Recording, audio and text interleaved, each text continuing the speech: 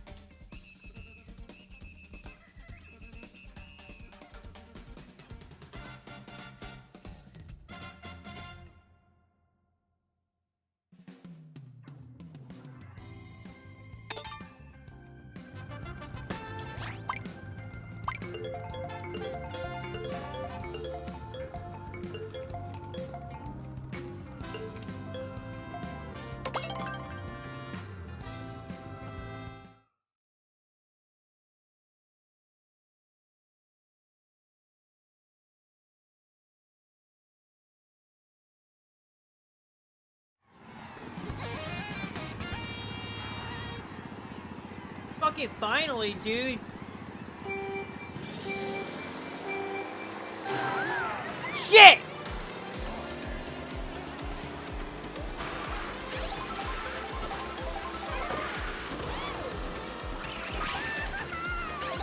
Fuck!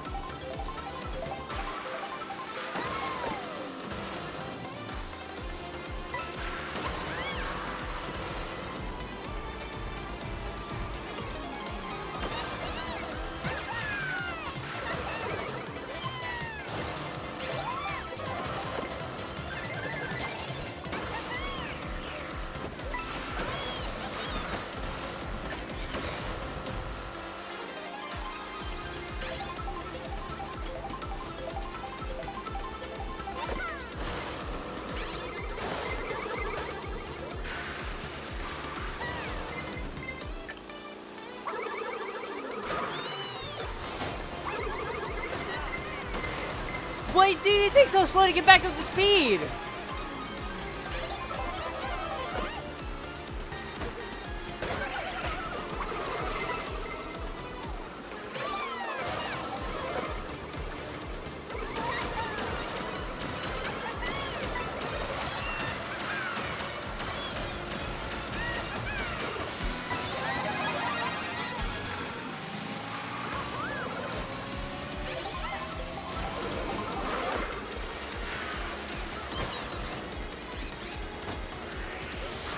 Get the fuck out of my way!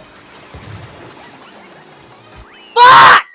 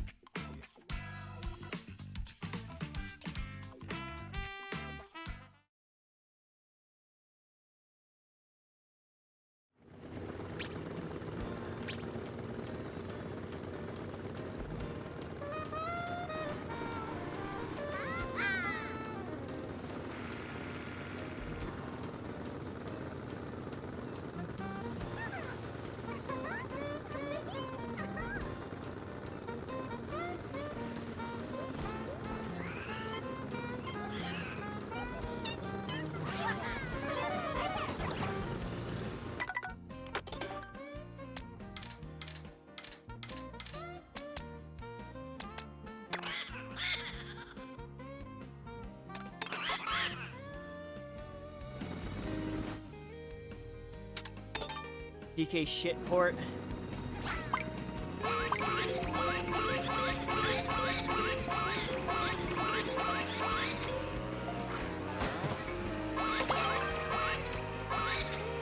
DK shitport. Shitport. Shitport. Fuck!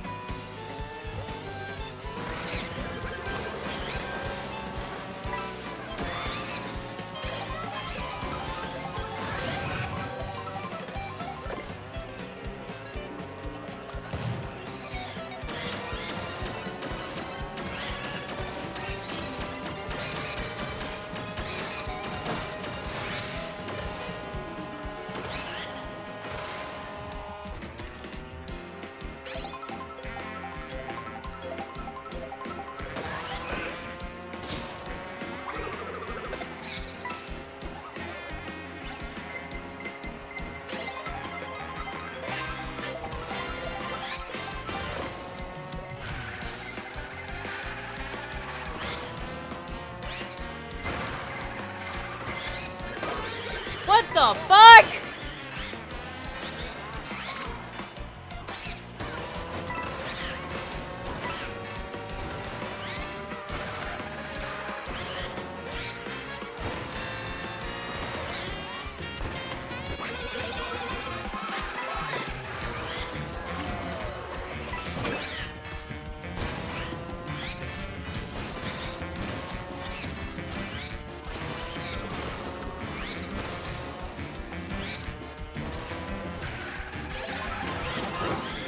Shit!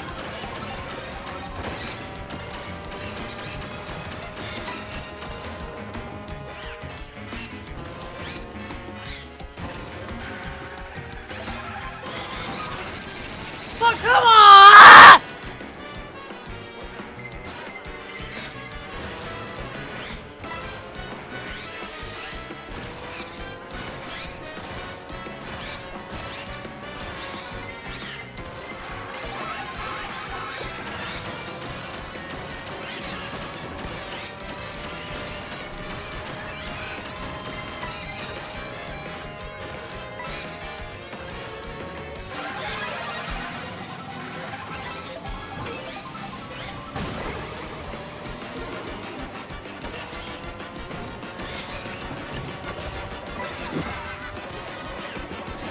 Where did I get? Second or third?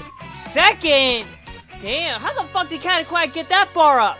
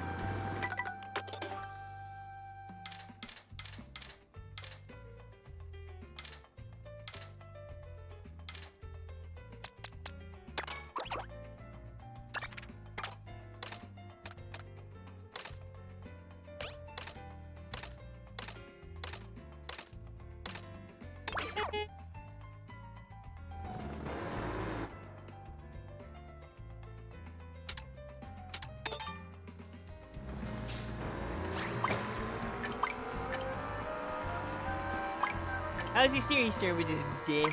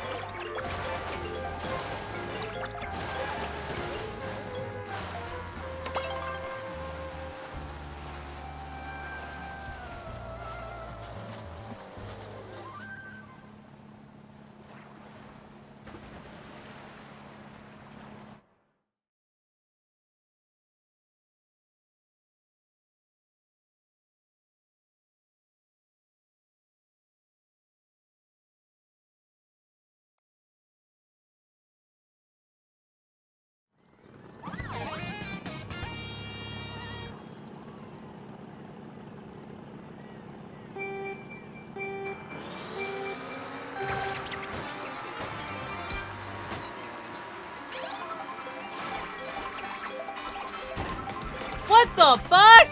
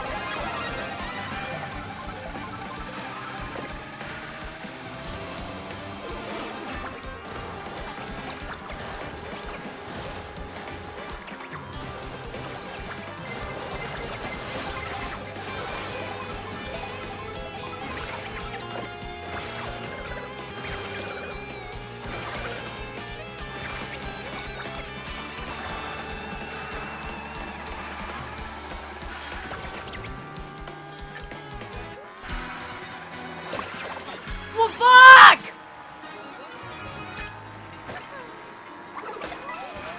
Yeah, fuck you!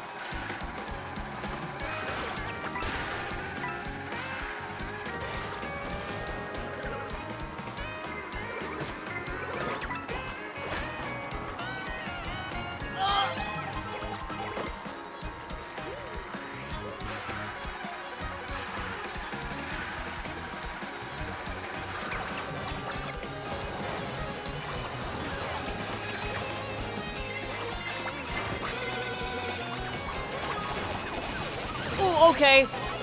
Okay, item box. Can you give me a fucking useless item? Come on! Turn!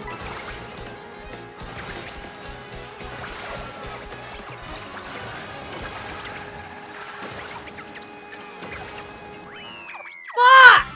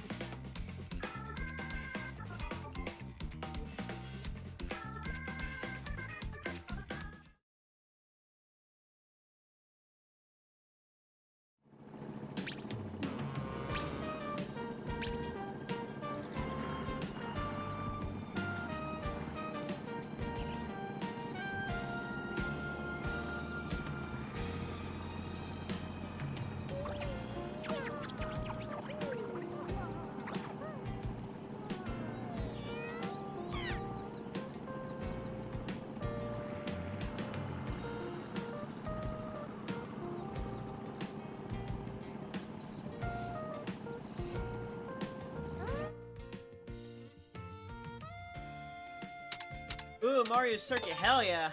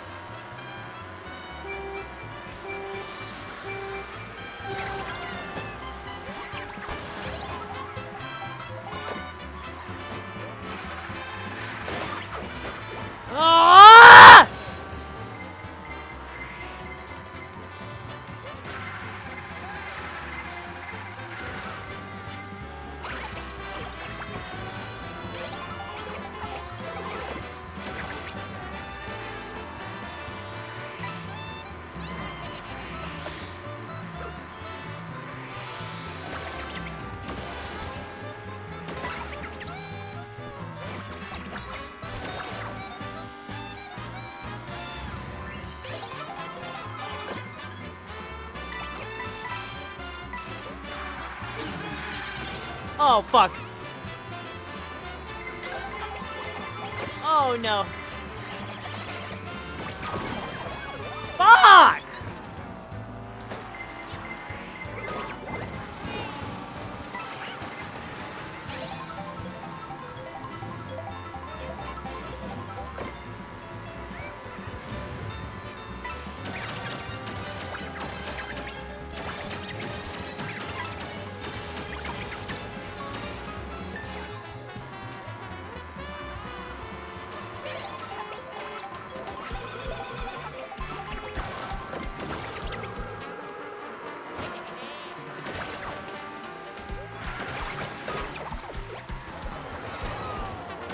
Shit!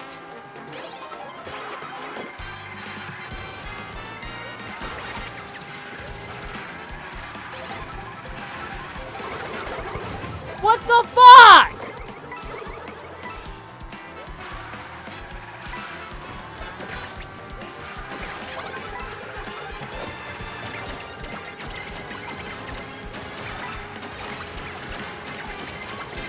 Shit, come on! Oh, I beat out the cow. Yeah, fuck you, cow!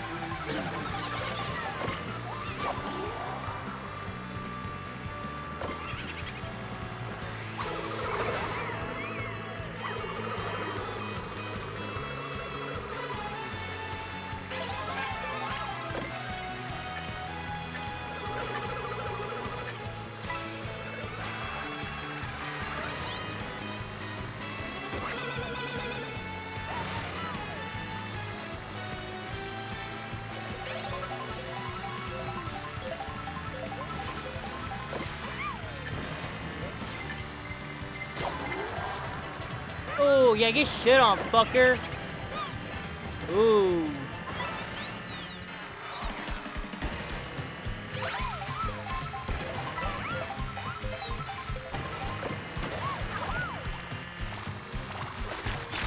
Oh shit, come on! Come on!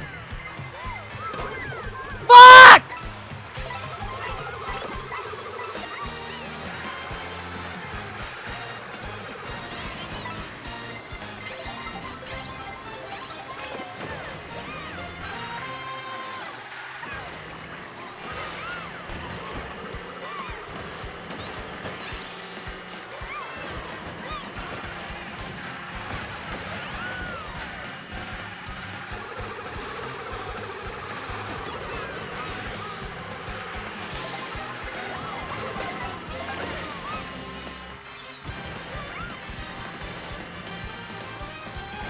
Where the fuck did he come from? Shit!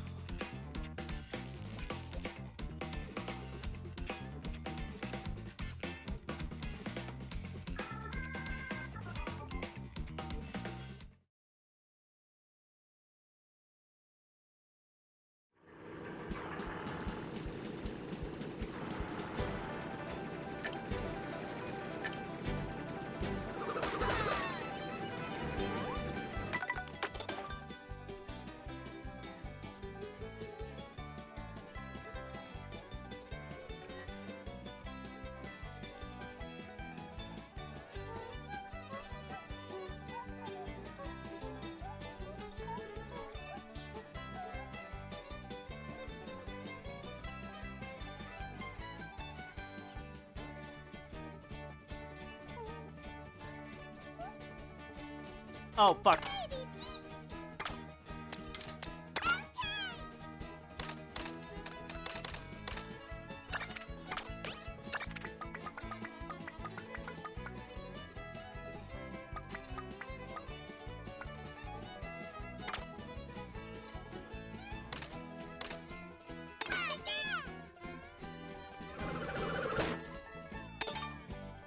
No MVP Stadium!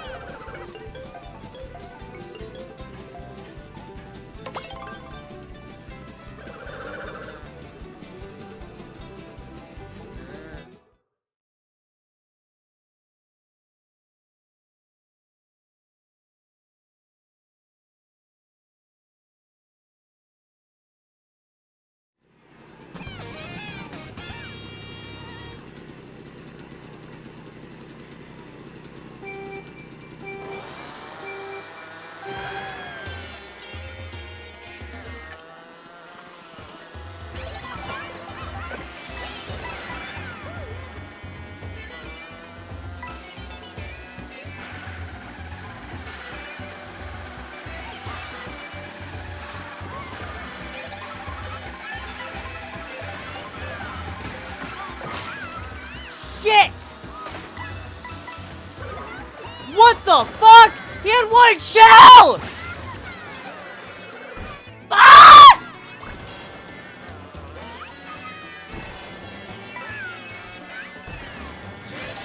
Oh, there's a double landing box. Shit, I forgot.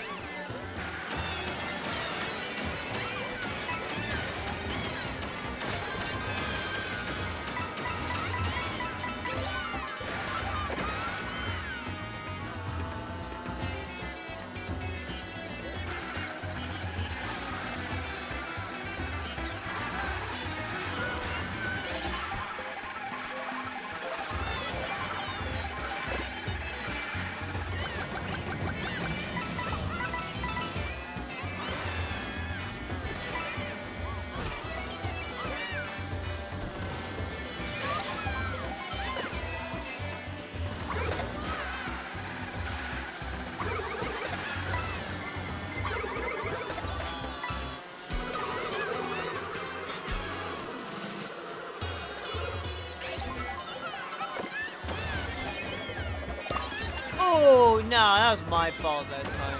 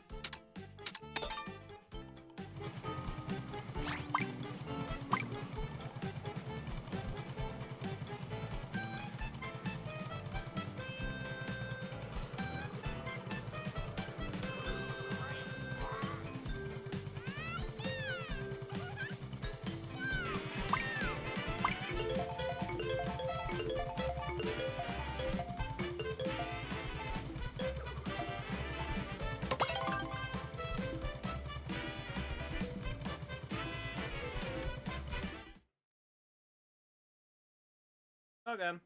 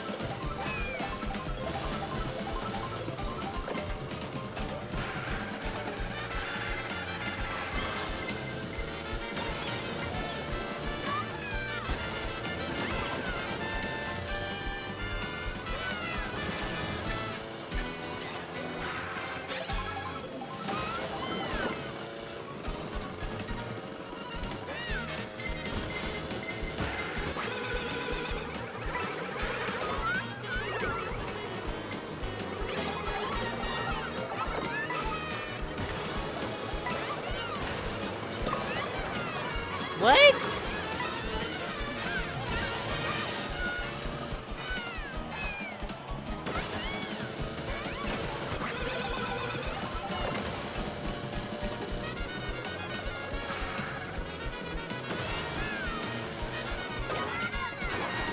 Fuck!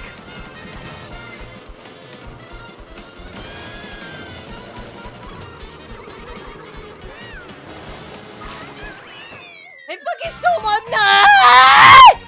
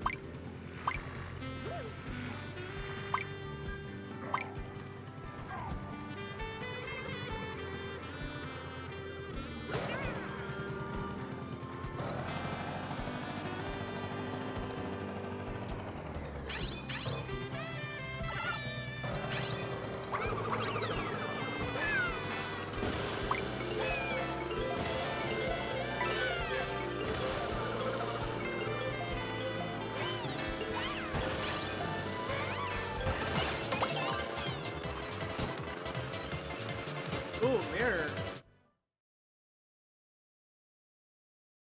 Look at that! How many is that? Not even a full lobby, it's a... Ha!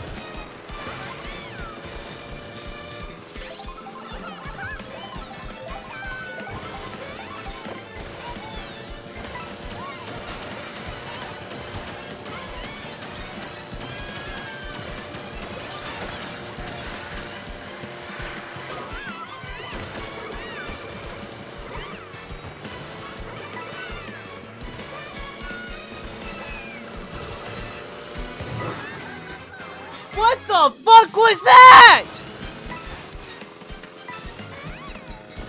How did it, why does it just knock you off like that? What? I was on it after, what the fuck is this game?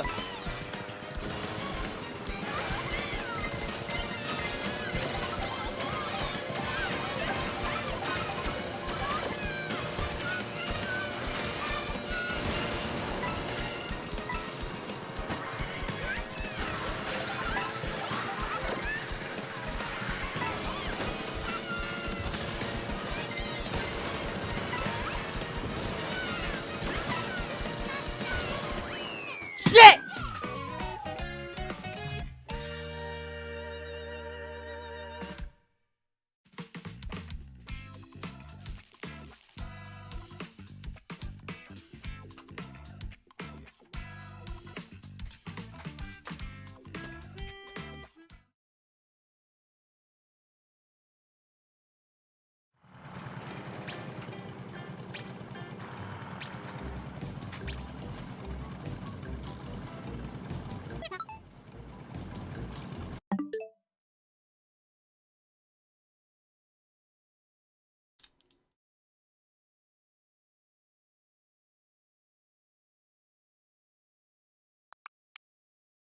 Fuck it, I need to play a good Mario Kart.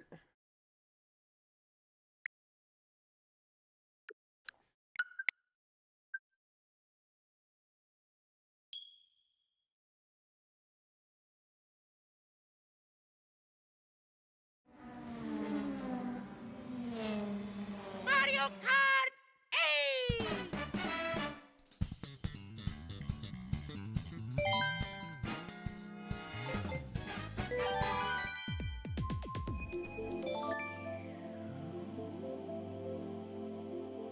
Alright, let's see, I think I'm 200cc.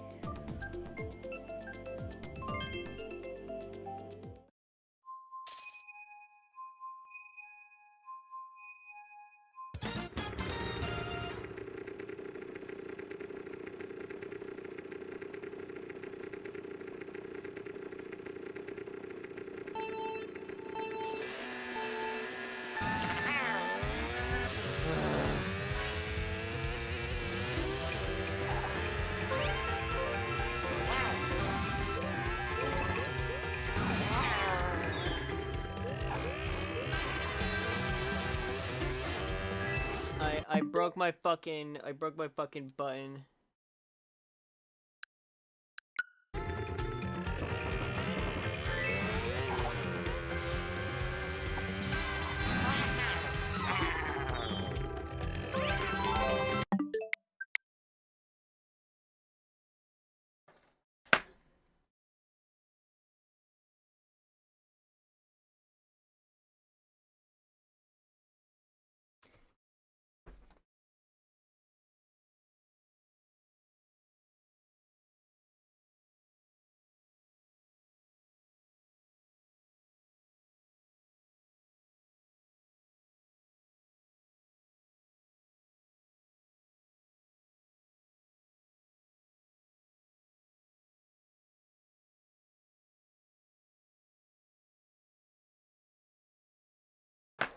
Where the fuck?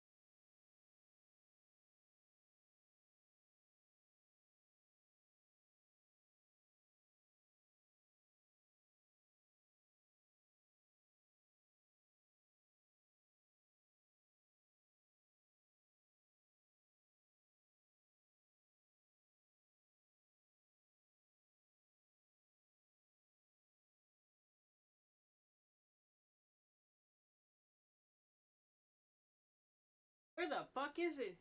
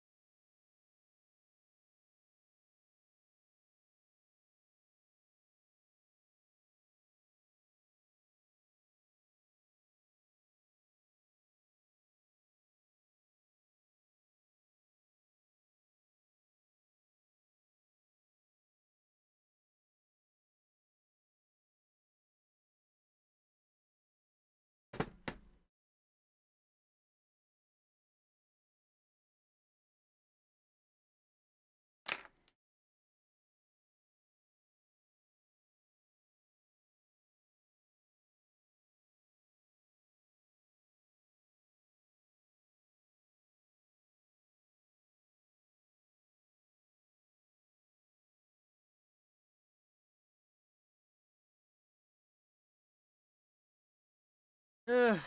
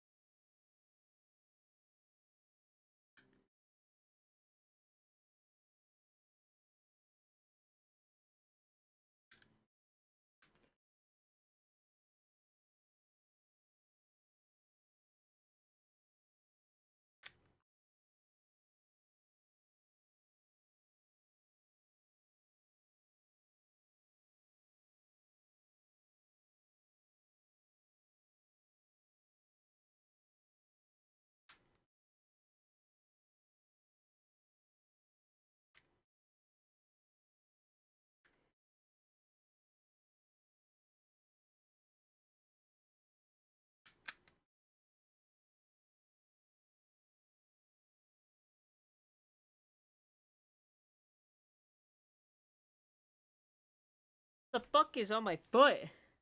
Oh, blood! Ah.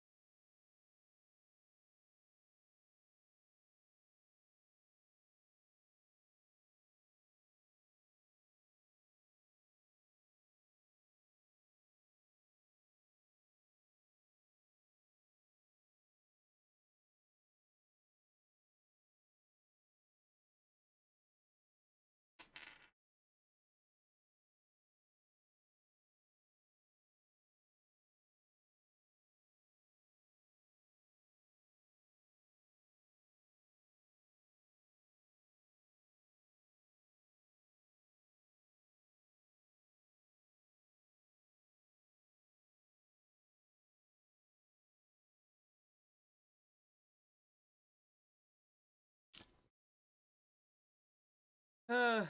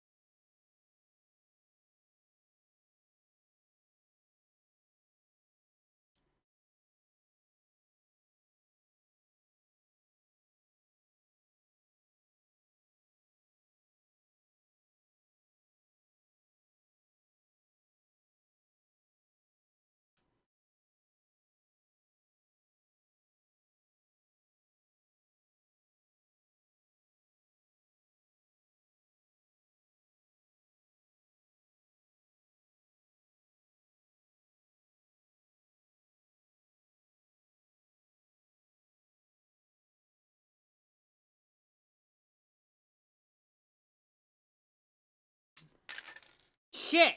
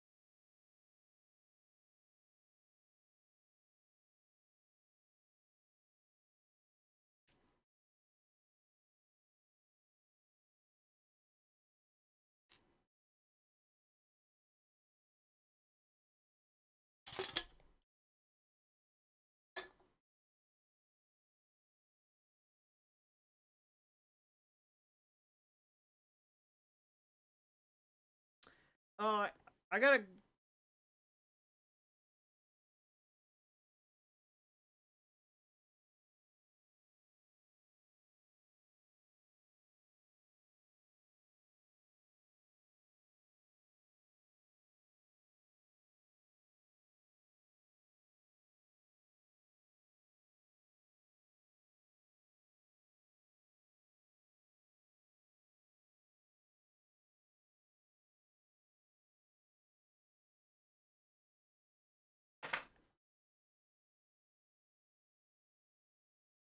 Ah, great. I gotta glue this back.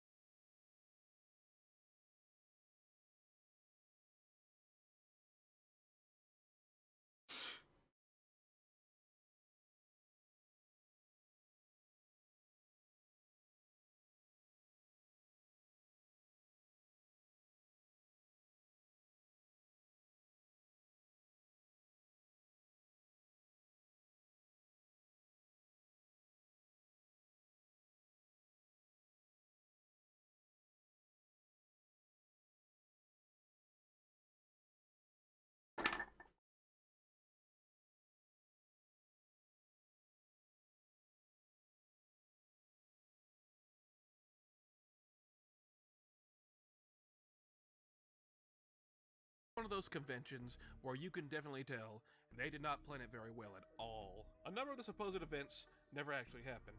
There was this supposed baking event, which apparently just turned out to be an advertisement for a kick and drink service. There was also supposed to be this live sketching event, which just turned out to be some guys taking commissions. There wasn't even a place for cosplayers to change costumes, so they just started changing in the rest area, in broad public. If you were an indie artist, it was reportedly quite a pretty pain to even get here. It was said to be several thousand pesos, and when converted to US money, it was upwards of almost $400, which, if you ask me, that sounds like that was the entire budget for the convention. There was one main attraction of the convention, though. They actually had their very own cryptid walking about, dubbed Ravioli Man, who would walk around eating ravioli out of a jar and smearing it all over himself. Now this I would pay money to see in person. However, it seems like Ravioli Man wasn't actually meant to be there. He eventually got kicked out after he apparently used a sponge to start smearing ravioli sauce and everything. Really, there was probably just a whole heap of mismanagement that went on here. The person who also brought this all to the public also goes into more stuff that's more personal to her, being an artist and a singer. And I really don't want to steal all of her thunder, so please, if you want more, I implore you to go check out the original Twitter thread and how much this being a total mess mattered to her. She, however, did make it clear she wanted me to cover one very specific part of this, and as a man of my word, I will. And it's pretty bad. Near the end of the convention, they hold this contest and have a bunch of actors, singers, and people perform on stage, and it went well, for the most part. Now, something that I've neglected to mention is that this convention was also partnered with the Make-A-Wish Foundation, and in doing so, they allowed some of the kids under Make-A-Wish to attend this convention, but that's not the bad part. The bad part is, the convention staff got the bright idea to bring these kids on stage and pose for the camera. These terminally ill kids who are sick, weak, and probably can't get around well, and have had their immune systems compromised. They just show them off to the crowd. Wow. What made them think this was a good idea? There's even pics of them taking some of these kids' face masks off so they could be easier to understand. My God, that's an awful idea. Lord knows what could be floating around that convention center, the same convention center that just had a man spreading ravioli sauce everywhere. Taking off their masks is the last thing you want to do. What a way to cap off a bad convention. Pokeverse was just all around not very good. Pokeverse would later apologize to the woman who made this all public, promising to do better and make amends. We're sorry. It hasn't gotten as much coverage as it should because, well, it happened in the Philippines, and only for Pokemon fans down there. You couldn't get any more niche and specific. But it just goes to show you, no matter what part of the globe you're on, what language you speak, or what your skin color is, it is always possible to pull a Dashcon. Now, if you ask me, they could have fixed this entire convention by getting just an RPG on stage. Sing with me, Reshiram! Nah.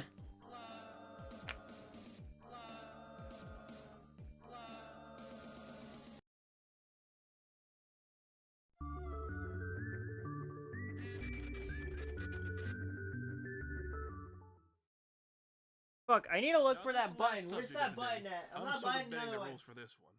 We had a convention fall apart by the last day, we had a convention fall apart the first day, and now we have a convention fall apart before it even happened. This convention never actually transpired, and the reason as to why are so strange and shady, they still deserve to be talked about. This convention that never happened was all based around Minecraft. Minecraft was at its peak popularity in the early 2010s. Like, it was the game of the time. Everyone was playing it. So many YouTuber careers were spawned because of it. And then their YouTube careers died because their entire channel was Minecraft and they couldn't adapt after it was no longer the biggest game on the planet. It was ripe time for a convention to happen. And one did. In fact, several did. There were a ton of Minecraft conventions, but then there was also the official Minecraft convention, Minecon, which led to so many noteworthy moments. What's the recommended amount of dedicated RAM I should have to a server?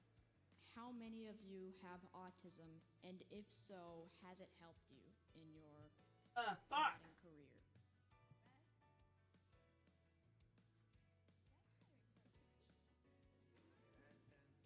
That's a Now, fairly don't everyone personal speak thing up to at ask. once. But you know, Minecon is successful, so we're not talking about Minecon. We're talking about an unofficial Minecraft convention made by someone that Where the attended fuck is Minecon. it? So we're on some from the producers who saw Shrek shit right now. A man named Lou Gasco had attended Minecon in 2013. Lou Gasco wasn't just some random guy. He was a well-known project manager. He has worked on a number of projects for multiple companies. He's wrote a few books on project managing, so this isn't just some random guy wanting to make a quick buck. It's an actual industry expert who's been working on things for well over a decade. Lou had been working on his current project at the time, the greatest science fair ever, which was this non-profit organization to make virtual science fairs to get kids interested in science. But you see, Lou wanted a way to get some funds for this since it was, non-profit. And he went to Minecon for inspiration after he saw his son playing it. Since Minecraft was at its peak around this time, Lou was incredibly impressed by the sheer size of the con and all the kids attending. They were really into it. And seeing as he needed to find someone to get them interested in science, he got an idea. What if he made his own Minecraft convention for people to attend, and he would use those funds from the convention to fund his non-profit organization? He was simply hopping on that Minecraft gravy train like everyone else was around the time. He then got into contact with some Minecraft YouTubers, and they all decided to create an unofficial Minecraft convention to fund his non-profit project, Minorama. Minorama was set to be a huge convention that took place in New York City and was planned to have tons of e-celebs and Minecraft YouTubers show up, and as the ads took off, the con quickly gained traction online, and they started selling out tickets fast. Thousands of them, and it's estimated they racked up about $500,000 in just ticket sales, and for a first-time con, that is incredible. Things were looking great, but at the same time, the organizers were about to get smacked in the face with reality. $500,000 is a lot of money, but that would not be nearly enough to make the convention how they wanted. New York City is, of course, one of the biggest cities in the United States, and usually how it goes, the bigger the city, the more expensive pretty much everything is, and the same goes for convention planning. They would need well over $1 million to pull this convention off, and just ticket door sales weren't going to do it. Lou, using the pull he had, he was able to get a ton of sponsors to pitch in and give money to the event, since it was also going towards a good cause. He got almost 20 different sponsors for this event. That combined with the ticket sales was surely enough for the convention. The hype behind the convention was massive, with a ton of Minecraft tubers advertising they were going to be there. And with 1 week to go, it seems like everything was in place. And then, tragedy struck. Minorama would announce the entire thing had been postponed just a week before it was set to happen. Why did they postpone the show? Nobody knows. Sorry. Some have said it was due to Mojang hitting them with a cease and desist, but I've looked online, I can't find any evidence of this. And it was delayed to never. Minorama never actually happened, but that's not what caused chaos. What caused chaos was the fact there were no refunds. $500,000 worth of ticket sales were never going to be given back. This quickly had everyone turn on the event and the organizers, many flat out calling the entire thing a scam. Now the event getting cancelled, of course, upset a lot of people. But many weren't just going to give up that easy. A bunch of big Minecraft players came together and in just a few short days threw enough cash together to hold a smaller con called UCube, and gave all the people who signed up for Minorama something to do after already making plans to be in New York City. It wasn't as flashy or very high budget at all, but it was something, and a lot of people were happy with what they got. Now, as for the Minorama organizers, they were basically just called scammers. The whole Minorama business venture filed for bankruptcy and everyone moved on. Lou himself still has the event on his LinkedIn, so he still takes pride in the fact he nearly made it, and he still takes most of the blame for it to this day. But what happened to the $500,000 they raised? Nobody knows what it was being used for, or if it was even being used for the convention at all. Did it go towards Lou's Science Fair project, which the website is now no longer up in 2024? Nobody knows for certain. But you want to know the craziest thing of all? Minorama was scheduled to happen on July 12th through the 13th, 2014. What other convention was happening during that time? DashCon. Yeah, it all wraps back around to DashCon. In two completely different states, two different convention disasters were happening at the same time. One of them never happened, and one of them has the reputation of being the worst convention ever. Either you were having the worst time ever at DashCon, or you were having your money taken by Minorama. What a timeline to live in. Huh.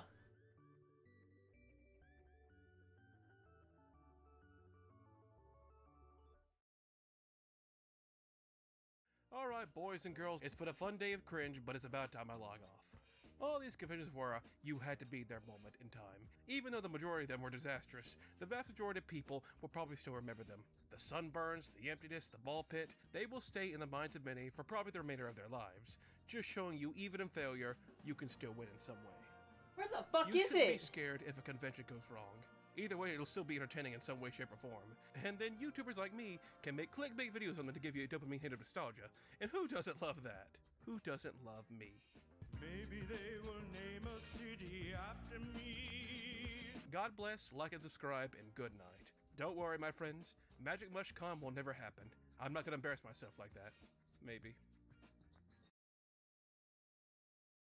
I think they ready for this one. Jump in the pit.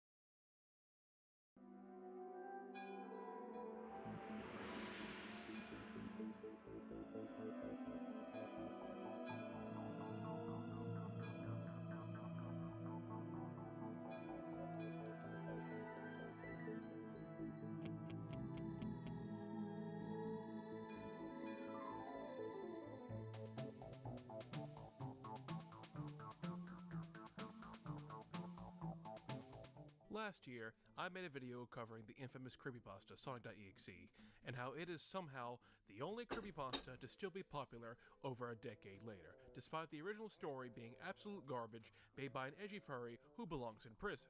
I went over the story, its impact, and the amount of fan content it spawned due to its enormous popularity, some of the fan creations even surpassing the original story in terms of quality. In the time since that video and now, even more fan games have been pushed out, some of which are incredibly high quality, including a full remake of the original Sonic.exe. Yeah, it's still basically a walking sim, but it's improved the graphics and even it had some bonus stuff to make it way better than the original fan game. Speaking of the original fan game, that thing turned 11 years old this year. Yeah, 11. I'm trying to dust as we speak here. That's scarier than any horror game. In that video from last year, I also mentioned what the story in its fan game spawned in its wake. .exe games of other famous properties started popping up. Of course, there was Mario.exe, but then there was Pokemon.exe, Toy Story.exe, Aladdin.exe, Barney.exe, any famous property that you Behind could think of got an the exe game. extension cord I use A for whole everything. slew of games based on all sorts of properties were made, following the exact same structure. The main character of said franchise is turned evil, everything is bloody. I should watch this one first.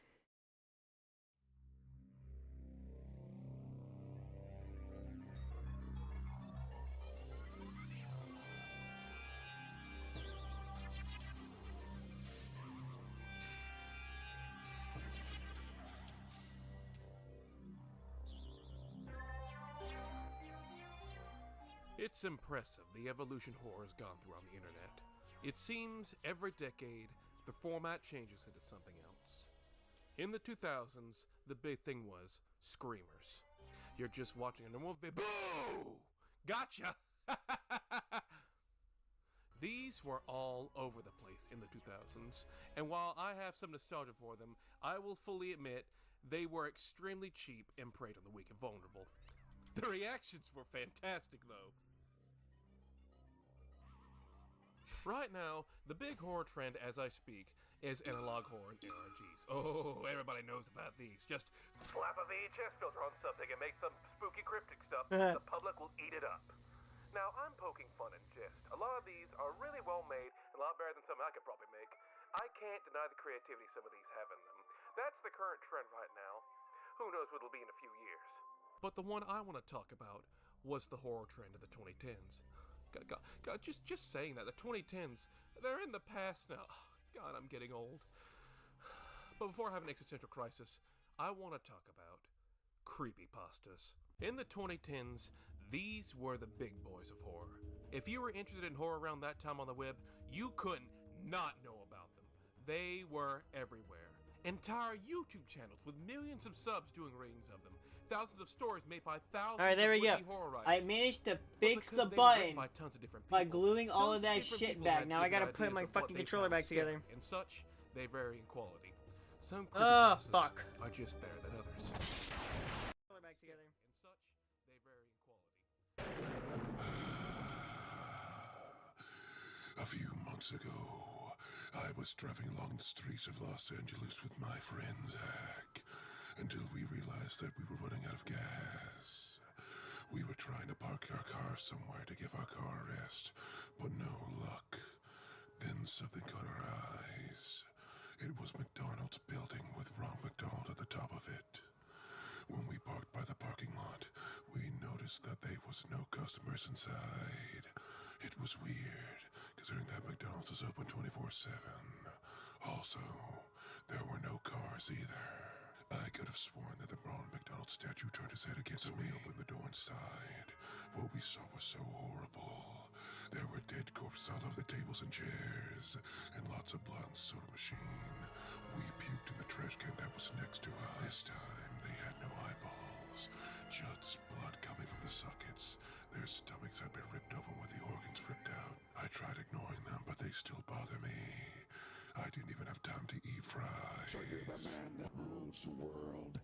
They call me the Shockmaster. You've ruled the world long enough, Sid Vicious. Get ready. Come on, you want a piece of me? You want a piece of me? Come and get me. What was behind that door? How do they all went missing? I hope someone would this mystery anytime soon. And who is that strange figure? I don't know about the rest of you, but I just pissed myself and shut out my masculinity. I'm still single, ladies. Personally, for me, my favorite creepypasta will always be the Godzilla NES one. Not only because it's written well, but because the images alongside it add to the story. Although I will say, the ending is fucking horrible, and anyone else who's read it knows exactly what I'm talking about. Go read it for yourself. But like I said, creepypastas were big in the 2010s. it ain't the 2010s anymore. And as such, the popularity of creepypastas has died out. There is still a dedicated following and people who are still well into creepypastas, but I think it's safe to say the days of these getting tons of views and recognition are long gone. The vast majority of the internet no longer cares about Slenderman, The Rake, Ben Drowned, or any of the other dozens of creepypasta icons anymore. All the creepypasta icons you know and love have been taken out back with a 12 gauge, because they've now fallen into irrelevancy. However, there are two exceptions to this. These two exceptions are still relevant to this day, which is surprising. The first exception being Jeff the Killer. Now, Jeff is only relevant for one reason. You see this incredibly unsettling image of him? This image is like the face of creepypastas at this point. For those not in the know, there is an ongoing manhunt to find out where this image came from. There are subreddits and whole communities out there looking to find the origin of where this image surfaced because nobody knows. But you see, that's all people care about, finding the origin of the image. People could give two less of a fucks about the story, and if people ever do find the source of the image, then everyone is probably going to be satisfied with the results, and then Jeff is going to join the ranks of his creepypasta brothers and sisters, and no one will ever care about him ever again. So that's exception 1. Exception 2 is far more baffling because it's still quite popular and has tons of content produced for it to this day. And the original story it was based on was complete dog shit, so that makes it even more intriguing. Well, what creepypasta is it, you may ask?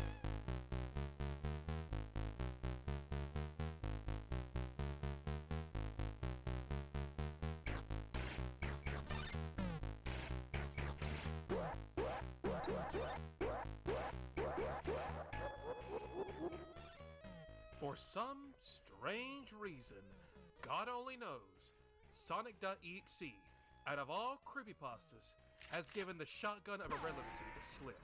It has beaten all the odds, and to this day, is still given tons of content and support, despite the original story itself being absolutely horrible. I mean, how many of you have actually gone back and read the original story? It's horrible. It's filled with cliches, errors, and extremely dumb protagonists, and is really specific about details that no one cares about. Like, it tells us how many seconds the game would stay on or cut to something. Like, why is that important? Was the protagonist counting the entire time? He is also able to give excruciating details on things that apparently only stayed on screen for a second. That doesn't make any sense. I will give it credit for one thing, though. The fan game that got created because of it. The game itself is not very good either. It's basically a walking sim. But the one thing I note about it is the infamous I am God image. I don't know who drew this, but I have to give them a round of applause. If their intent was to make an extremely unnerving, off-putting looking close-up of Sonic, they fucking nailed it. I am 24 years old, and this image still rubs me the wrong way just looking at it. I don't know if it's the deadpan stare right into your soul or the creepy shit-eating grin, but this image still puts me off enough to not edit this video at night. Like, legit, if that thing stared at me while I was asleep, I would probably piss myself. They've attempted to replace it with a more stylized and updated version, but it just doesn't have the same impact for me. This one is far, far more off-putting. And that really is a shit-eating grin. Like literally, it looks like he's been eating shit. His breath is probably horrible. You know how people talk about horror monsters that disturb them, like how they look, how they sound, but no one ever asks, how about what would they smell like? You think Jason Voorhees smells like swamp ass? You think Freddy Krueger has cologne on? Or does he smell like burnt roast? I don't know, I'm just rambling. But I gotta say, that's probably the most horrifying thing about this entire fan game. Not him murdering his friends, but the fact his breath was probably fucking horrible when he got right up in their faces to do it. I will eat your heart.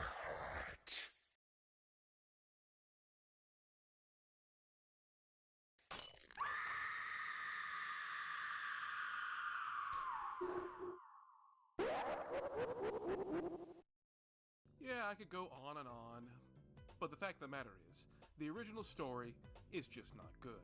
In fact, the original wiki it was posted on agrees with me, because at some point, they decided to exodus the story to the Trollpasta wiki, a wiki that was made for creepypastas that were intentionally made to be bad. As you can imagine, this did not sit well with the creator. In fact, the creator was fucking livid.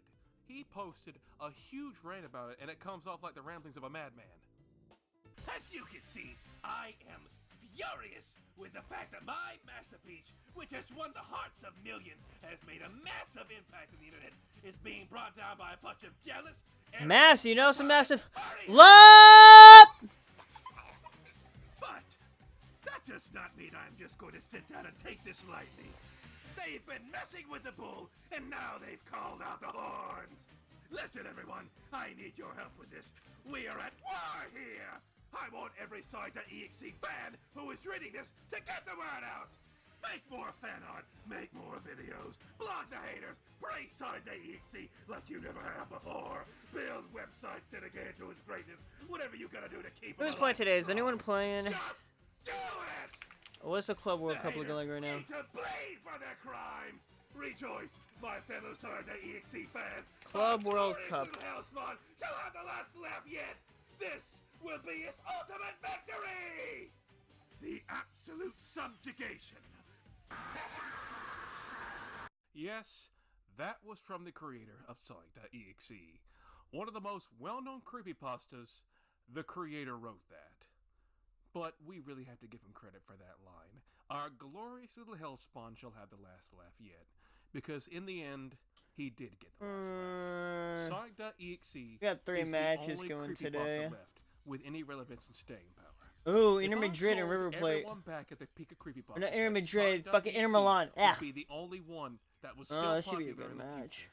No one will believe me, but it is. The amount of fan content for Side.exe still being made is insane.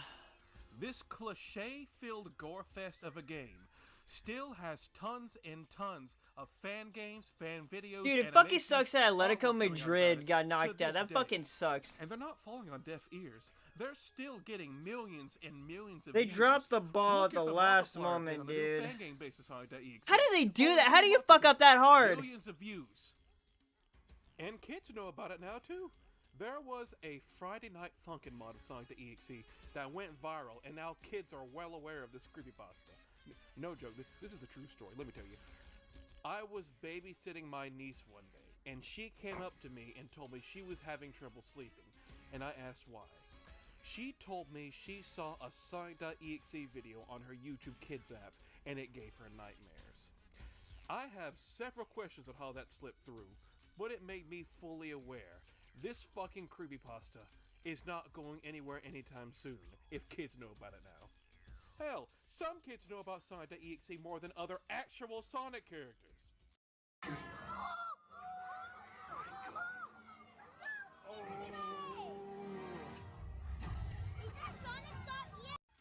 Now, what does that tell you? I would have killed that The kid. impact this thing has had is unbelievable. Everywhere you look, a new fan game has been released. A new video with millions of views is released. A new high-quality piece of art is released.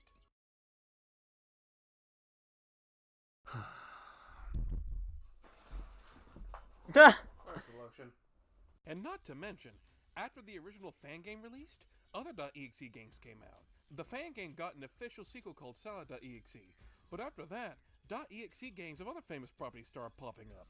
Of course, there was Mario.exe, multiple Mario.exes in fact, but then there was Pokemon.exe, Toy Story.exe, Aladdin.exes in fact, but then there was Pokemon.exe, Toy Story.exe, Aladdin.exe, Barney.exe, Sneed.exe.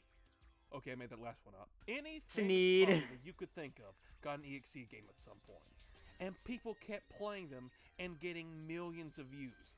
And so people kept making them. Just looking at the result of .exe on GameJolt gives you thousands of results. And a lot of these are probably even worse than the original fan game. Duh! Damn, that was fucking cheap. Huh? Okay. Okay, I get it, I'm spooked. Okay, I get it. Look. Damn, bitch, are you done yet? Oh, my eyes. No, go fuck yourself. How the hell is this possible? Out of every creepypasta, especially the superior ones, why is this one the one that gets to hog all the limelight years later? If it's due to the popularity of Sonic, I raise you this one. Suicide Mouse is based on Mickey Mouse, one of the most popular fictional media characters of all time. And yet, the amount of fan content Suicide Mouse gets pales in comparison to Sonic.exe. It does get a decent bit of fan content, but not nearly as much. So I don't think that's the reason. The reason I think that Sonic.exe gets so much fan content is the potential and exploitability. The idea of an edgy killer Sonic who uses his powers for evil and uses it to kill people is an idea that resonates with a lot of people. Even I'll admit, that's kind of a cool idea. Also, the idea of the game being self-aware and constantly glitching and breaking the fourth wall just to fuck with the player is also neat. And because of its potential and what fans have done with it, I think it's safe to say fans of the story who have made their own versions of fan games have surpassed both the story and the original fan game. The problem with the original fan game was it stuck too close to the script. It even followed the long pauses that the story was specific about for no reason to a T. The other fan games just let loose and got creative with it.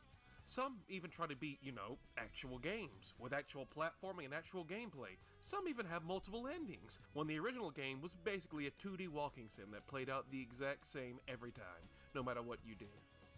Some of these are legit impressive with what they've done with the concept. One of my favorite examples is what is known as Sonic.exe PC port. It plays itself off as an emulated version of the original Sonic game, but then of course the spooky shit starts happening.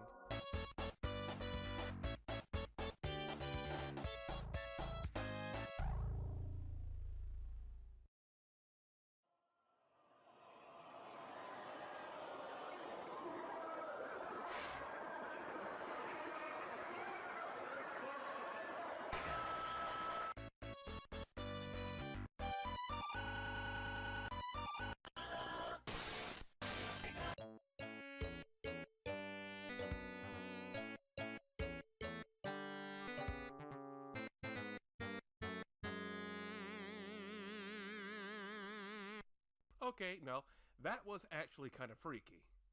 But then, he starts fucking with your desktop, messing with the screen size and sending you text files.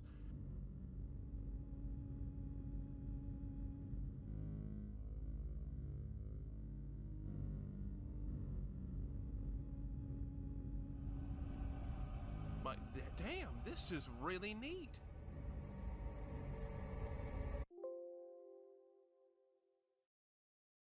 Another one I like is Sonic.xyz. Now, this one technically isn't finished yet, but what I've seen is still pretty damn cool. This one also starts... What is it? Another one I like is Sonic.xyz. Now, this one technically isn't finished yet, but what I've seen is still pretty damn cool. This one also starts messing with your desktop, but it has more of an eldritch horror type deal to it, with all these weird creature designs within. I gotta admit, the sprite work here is fantastic. I want to see the full release of this at some point. So yeah, people have taken this cliche-riddled edgy story and turned it on its head. They've made their own creative spins on it and made something actually worth a damn. That doesn't even account for the other fan projects like the animations or the mods or the tons of spin-offs. The next time you play something like Hotel Mario 6, you have the fans to thank for that.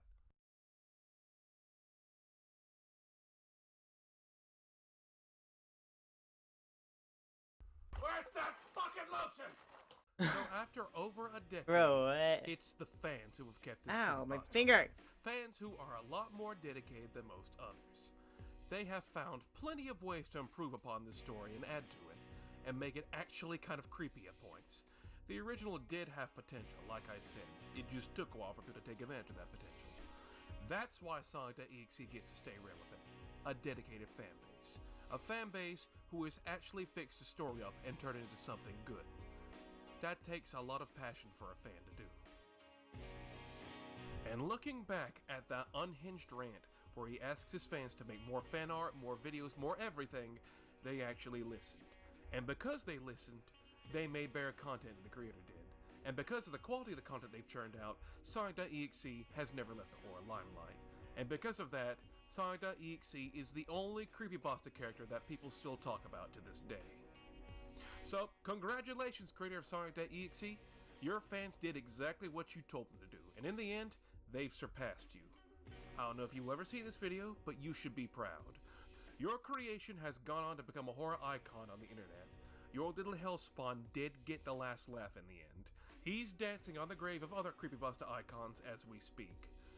You can keep on smiling that shit-eating smile, Sonic, because it looks like you're here to stay. And stop staring at me with them big old eyes. Huh. Just win the race, just win the race, just win the race. I don't care what it takes, just find a way to win the race. Win the race, just win the race, just win the race. I don't care what it takes. Okay, on to the next one. I had to watch that one. This one first now. Sequel.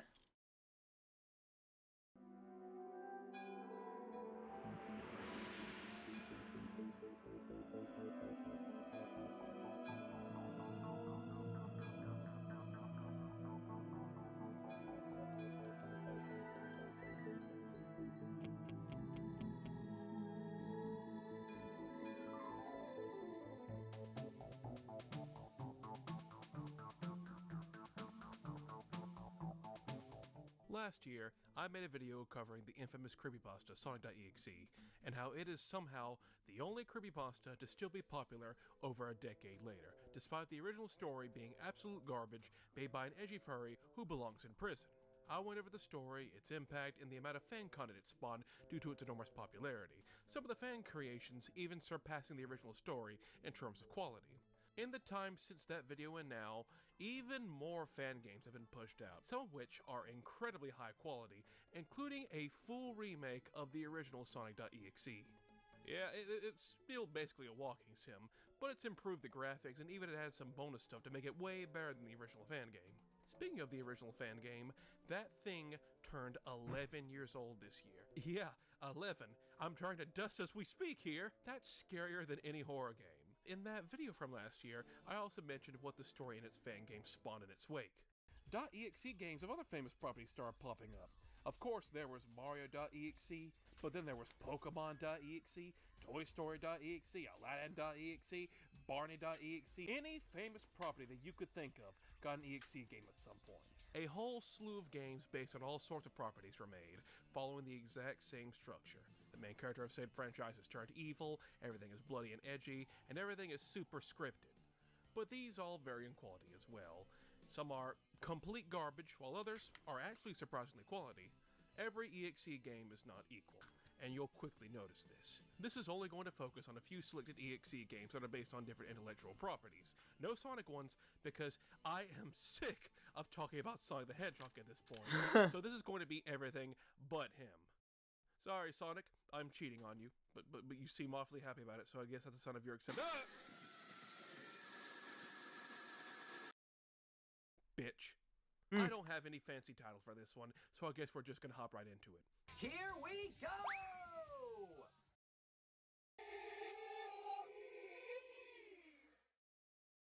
The best place to find EXE games is Game Jolt.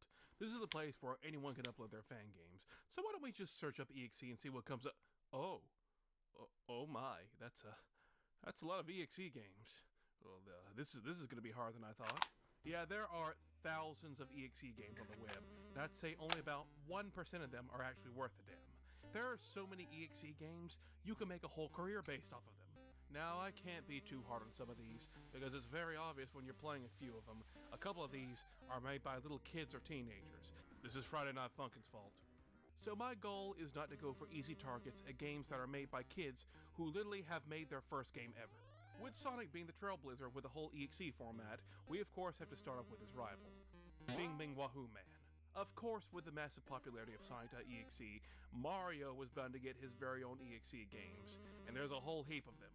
I don't even know where to start. The list goes on and on, so I guess I'll just pick a few to look at. Why don't we go for the first result? Fuck, I forgot to put the battery back in. Mario.exe. Game won't let you play as Mario, so we have to go with Luigi.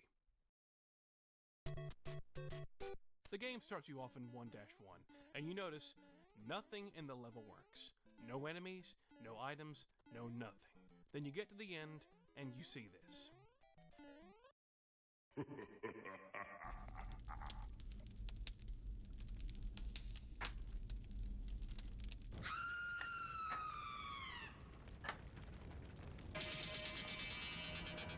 You have to hold right and dash the minute the cutscene ends, or you're dead.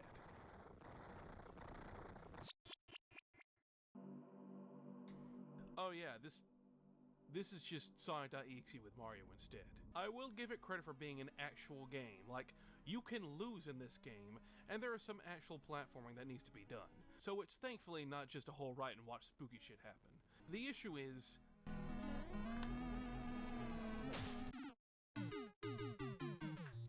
this game is annoyingly difficult. And what I mean by that is, this game tries to be as obnoxious as possible. The game is filled with traps and tricks that no one would ever know about on their first playthrough. You have only a handful of lives too, and if you run out, back to the start of the game. It's a short game, yes, you can beat it in under 10 minutes, but that is artificially lengthened due to how much this game loves to kill you with something you couldn't see coming. And you gotta drop down here. Oh, bullshit! There was no way I could have seen that! Listen, if your horror game is pissing me off, then I'm not gonna be scared by it. If I'm having to redo this crap over and over again, I'm just annoyed by it. You see those runs of people doing stuff like Five Nights at Freddy's Challenge Nights, and by the end of it, they're no longer scared, they're dead inside. You have to find the right balance between horror and actual gameplay. This is the worst part of the game right here. A little challenge where you're trapped and have to dodge oncoming spikes. It's extremely strict with the timing. You jump a millisecond too early, and you won't be able to dodge the next one. And right after you're done with this, you get attacked by a manlet.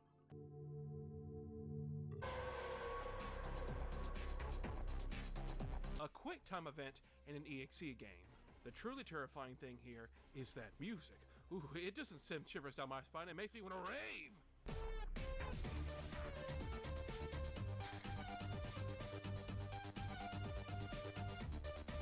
You do some platforming in the next stage, Mario kills the princess, and then does a cheap shot on you if you don't jump immediately. You head inside the castle, and he kills you.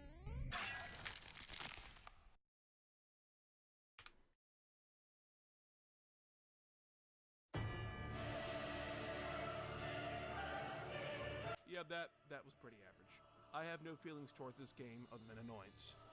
And like I said, this was just one of many Mario.exe games. There are more than enough to keep everyone occupied, and if I covered all the interesting ones, I'd be here all day. I'm not gonna look at most of these, but I will play this one.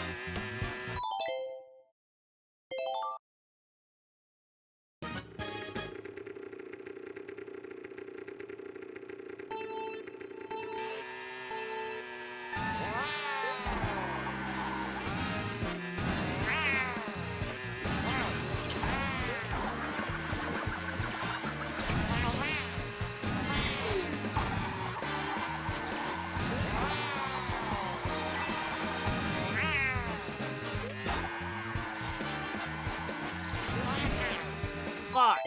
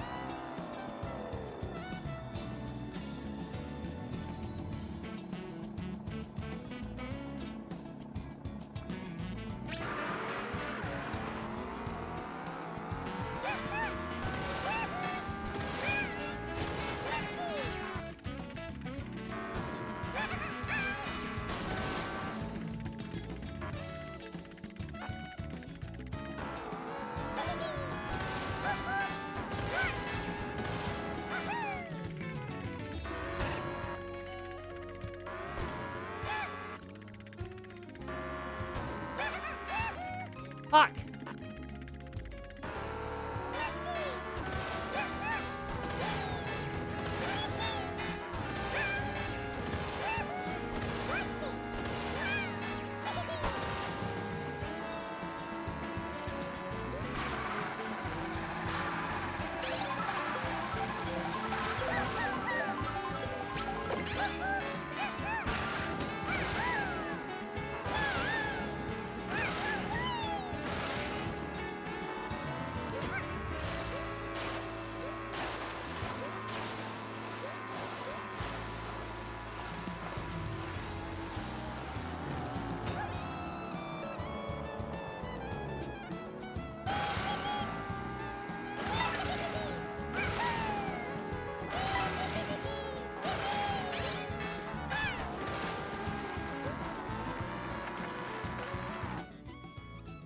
Finally!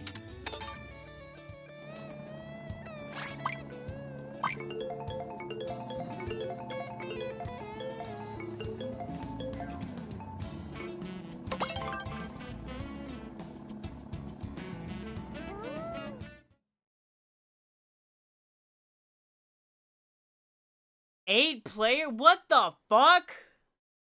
$80 game, by the way. $80 game.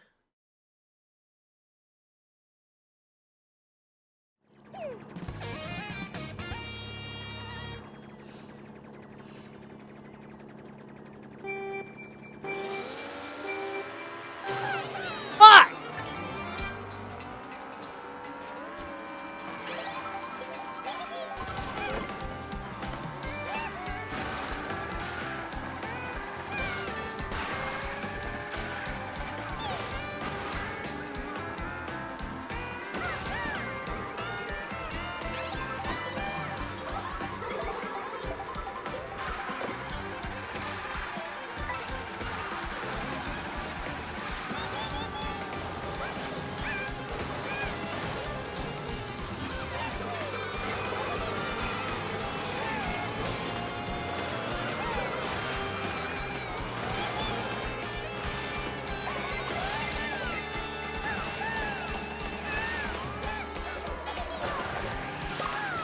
What the fuck?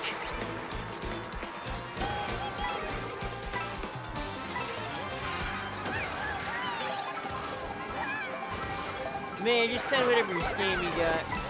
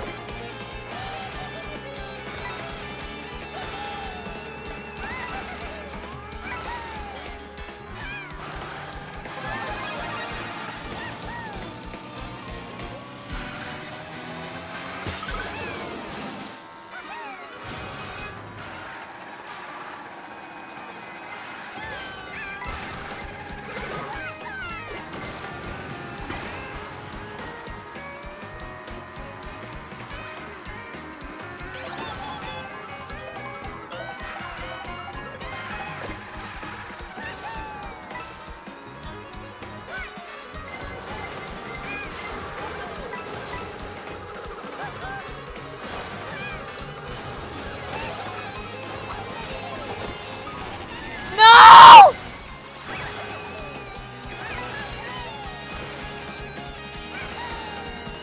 Dude, I was right about to use that too.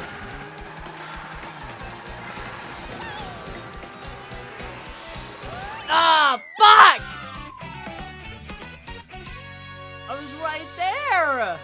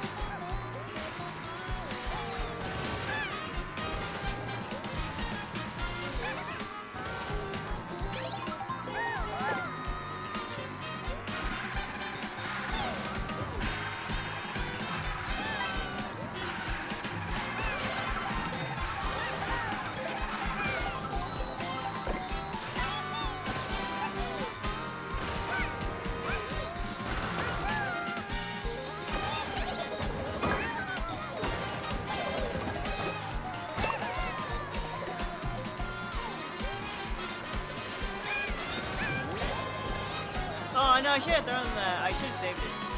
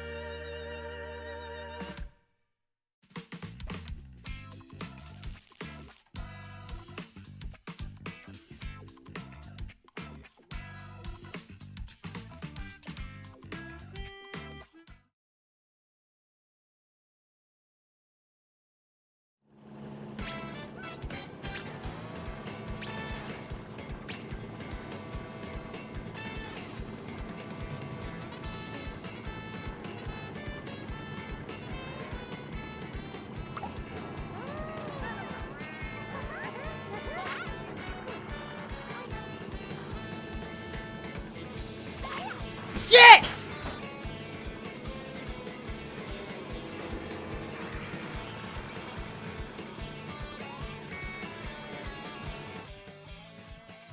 If I could hate this game. If I could hate Mario Kart World.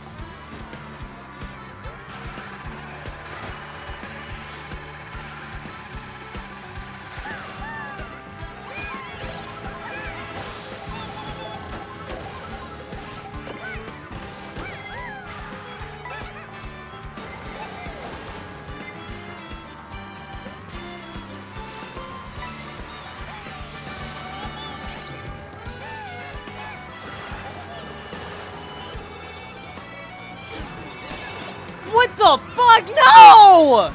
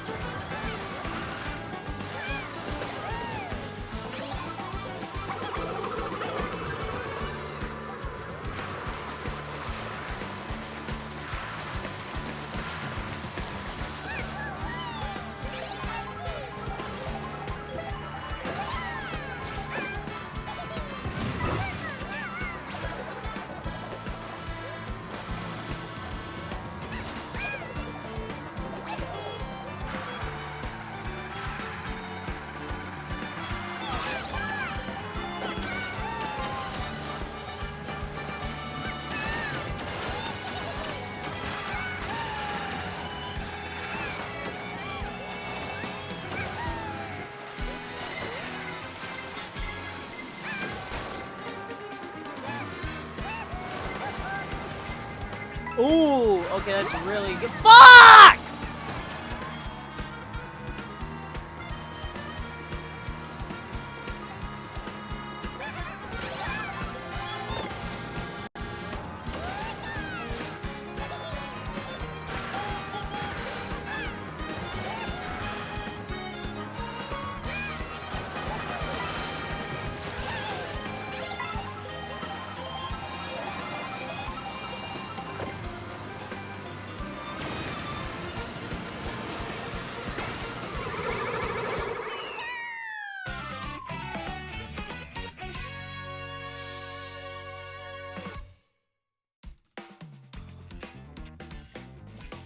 I somehow managed to get 5th place. That's not bad.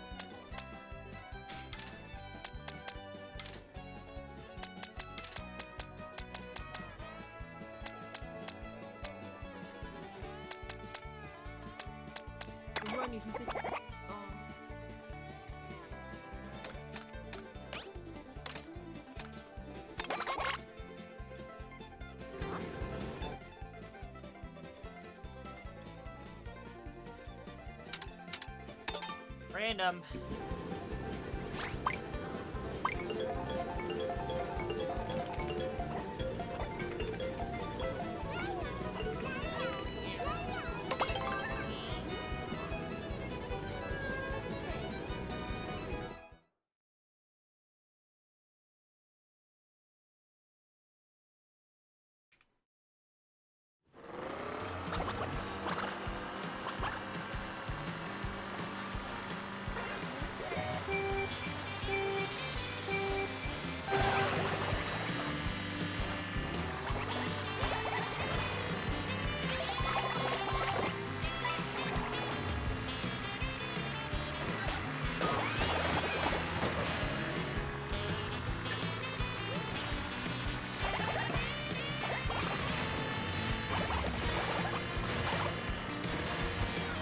What the fuck?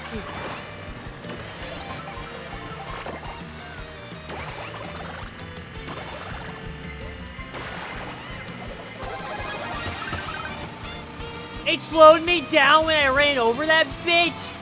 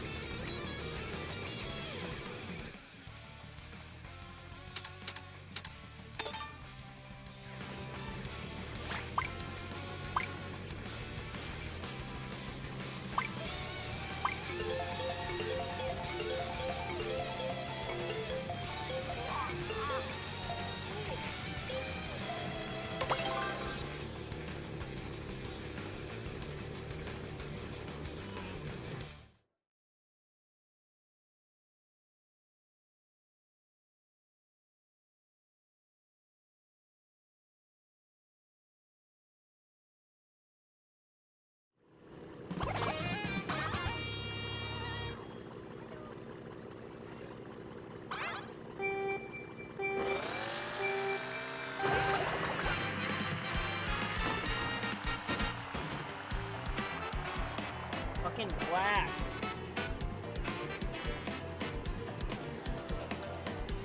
There's glass in my foot.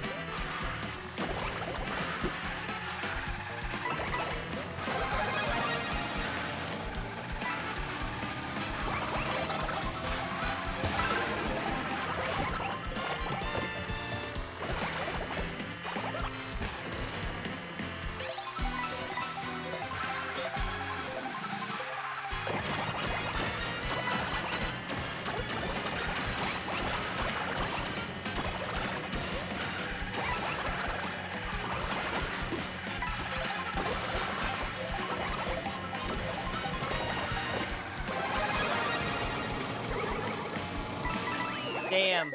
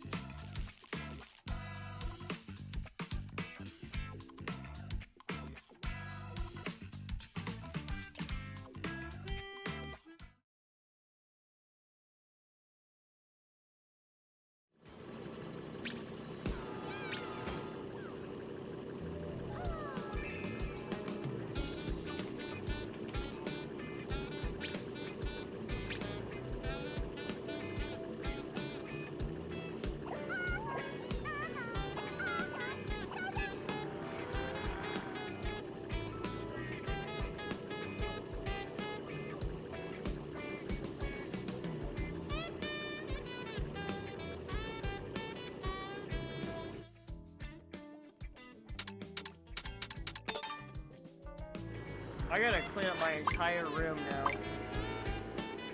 Cause there's a fuck ton of glass on the floor.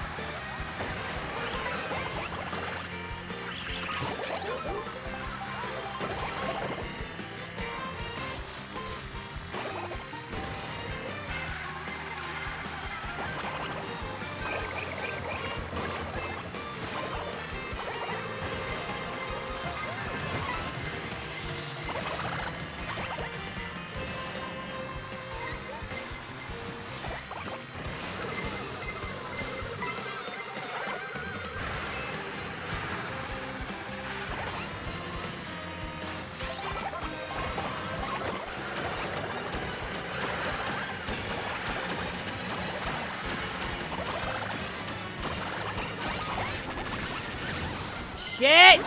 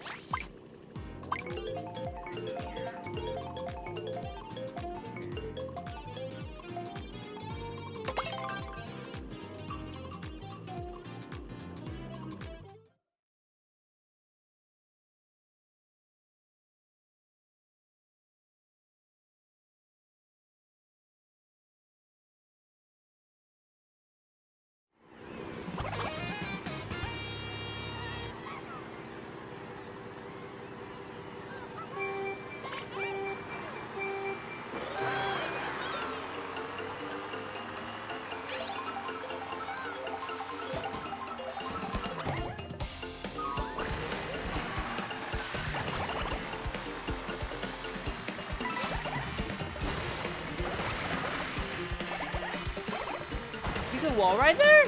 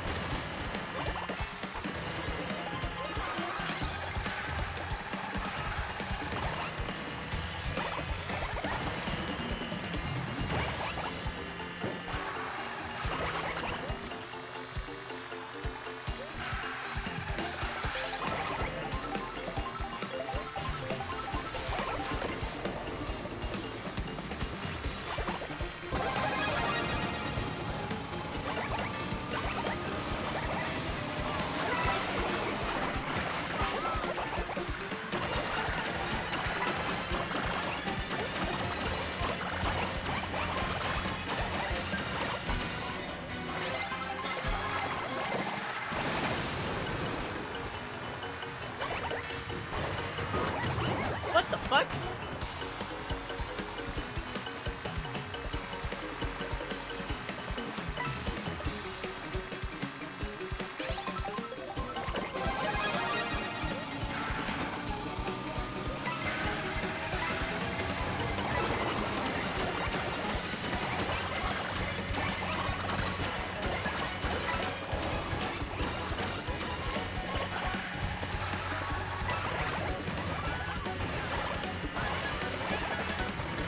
Fuck!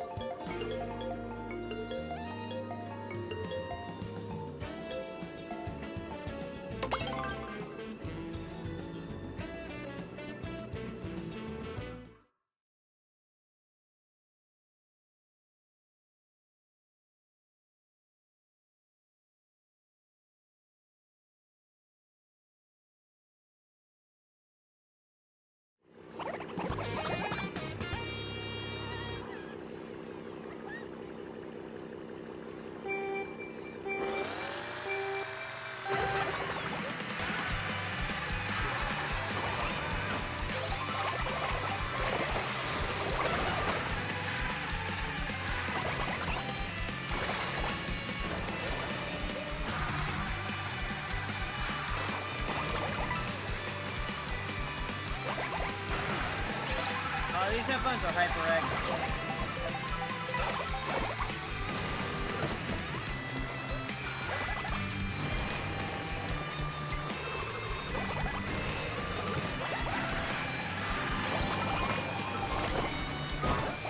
Oh!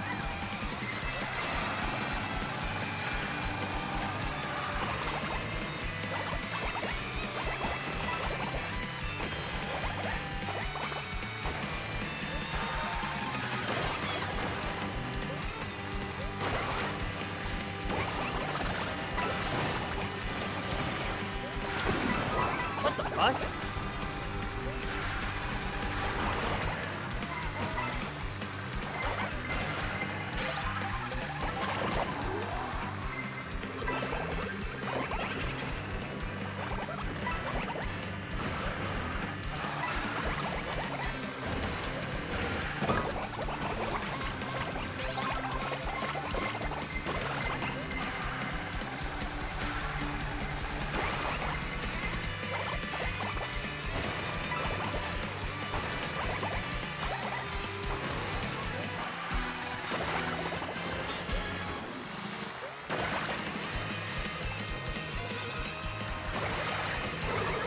Oh shit. Ugh.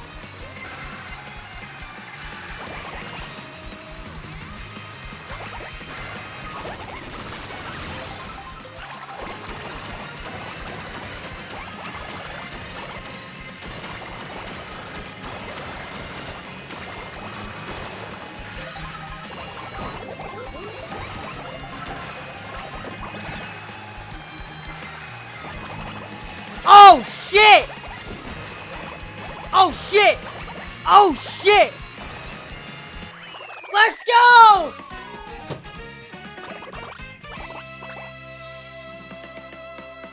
It happened again!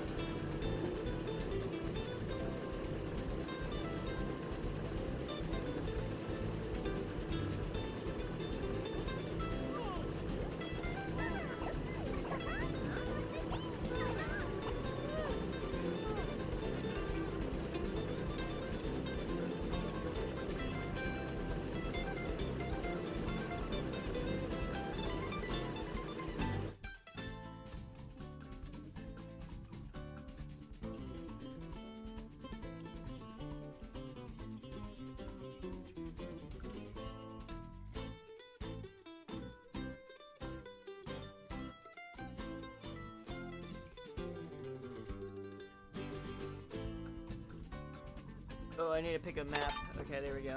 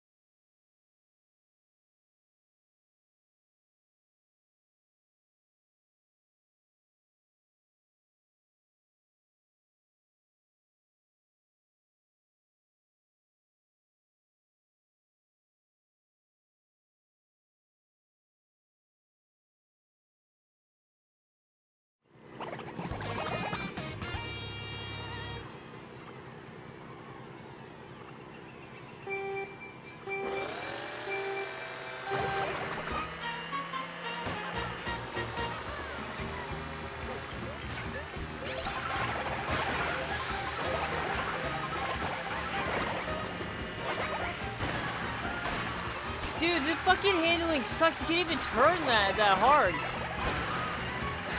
You can't even drift hard.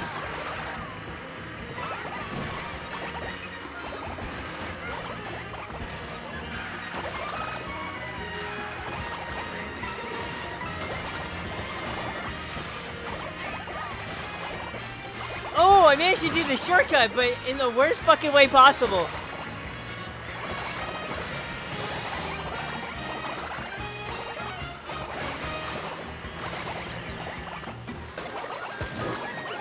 Oh, I fucked up.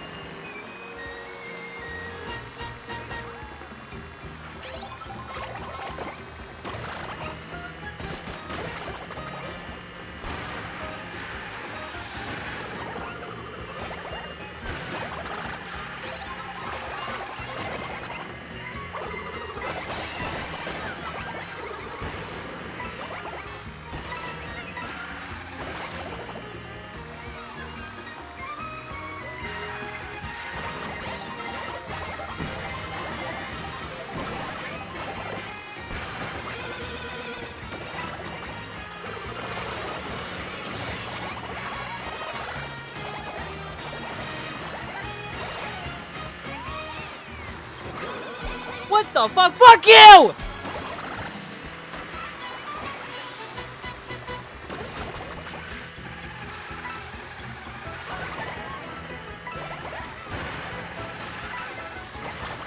Bitch, your thing fucking sucks!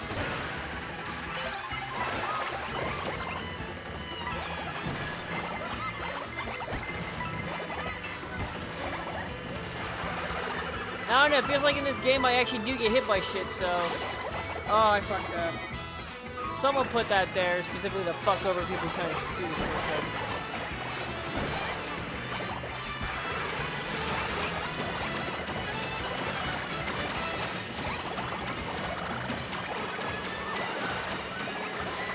Oh, shit! I didn't see that. I didn't see that I have that. Bev! What? Damn.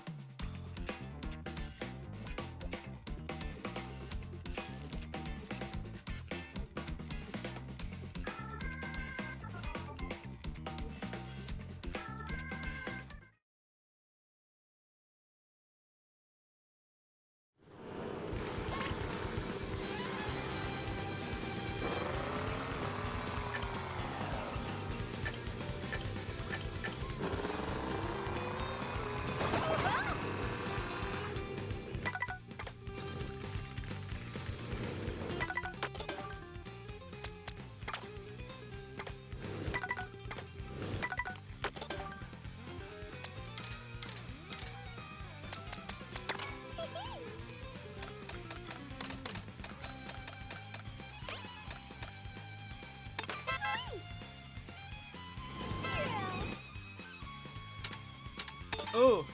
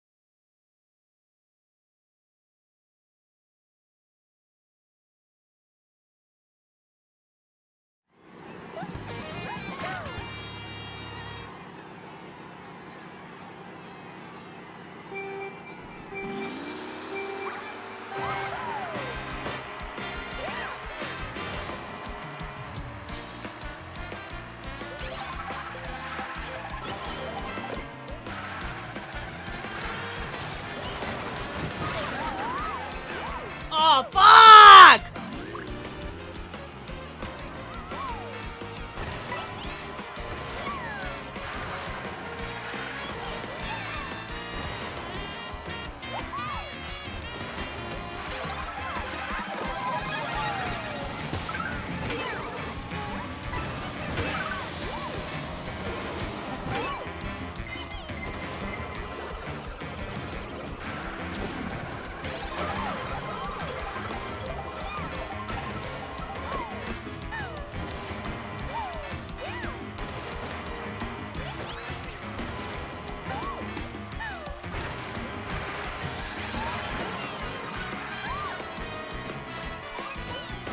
Get on the fucking rail! What the fuck?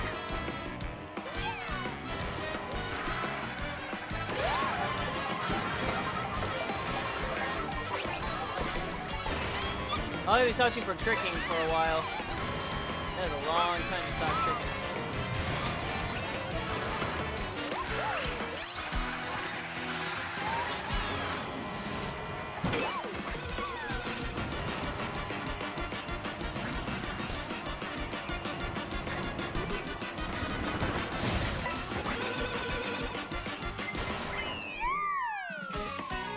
Oh shit!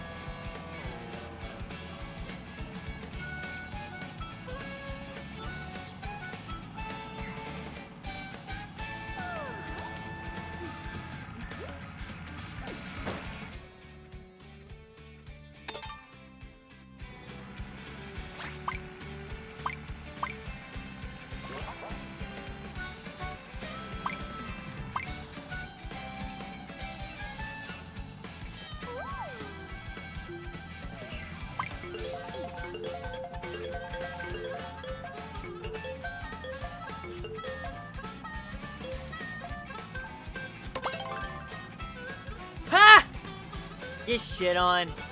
My track!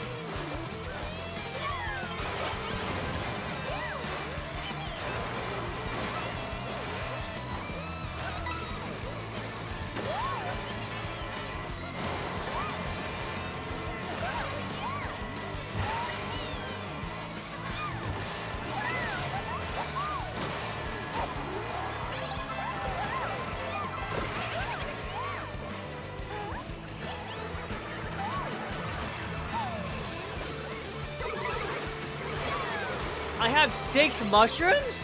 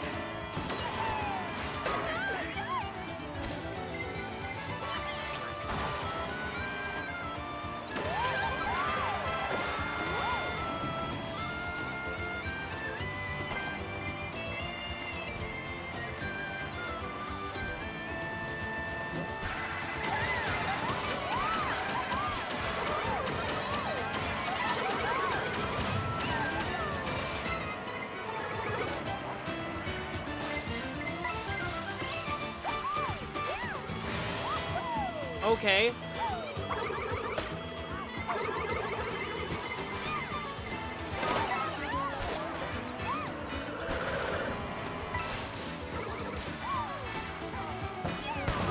What the fuck was that?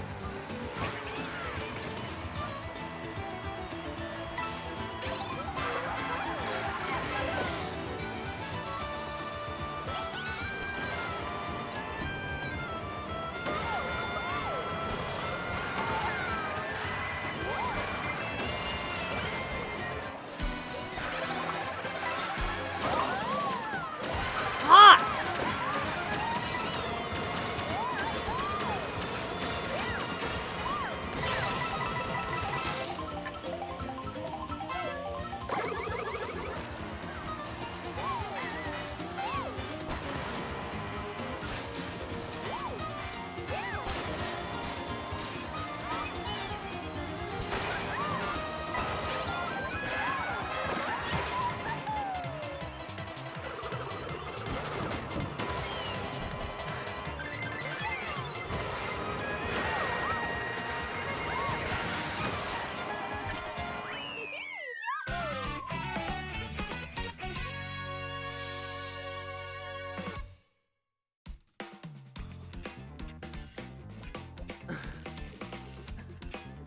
Oh my god, dude, I fucking hate playing Mario Kart!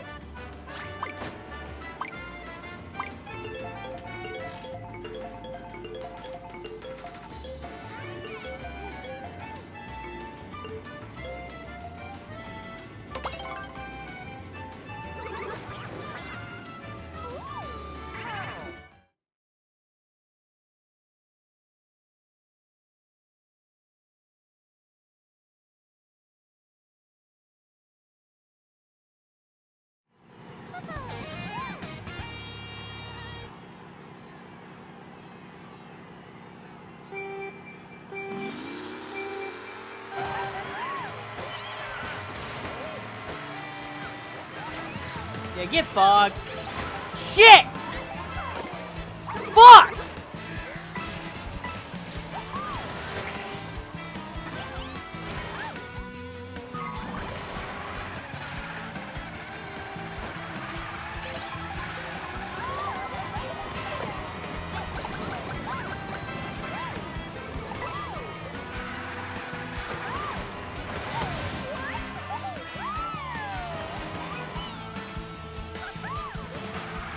Yo, what's good?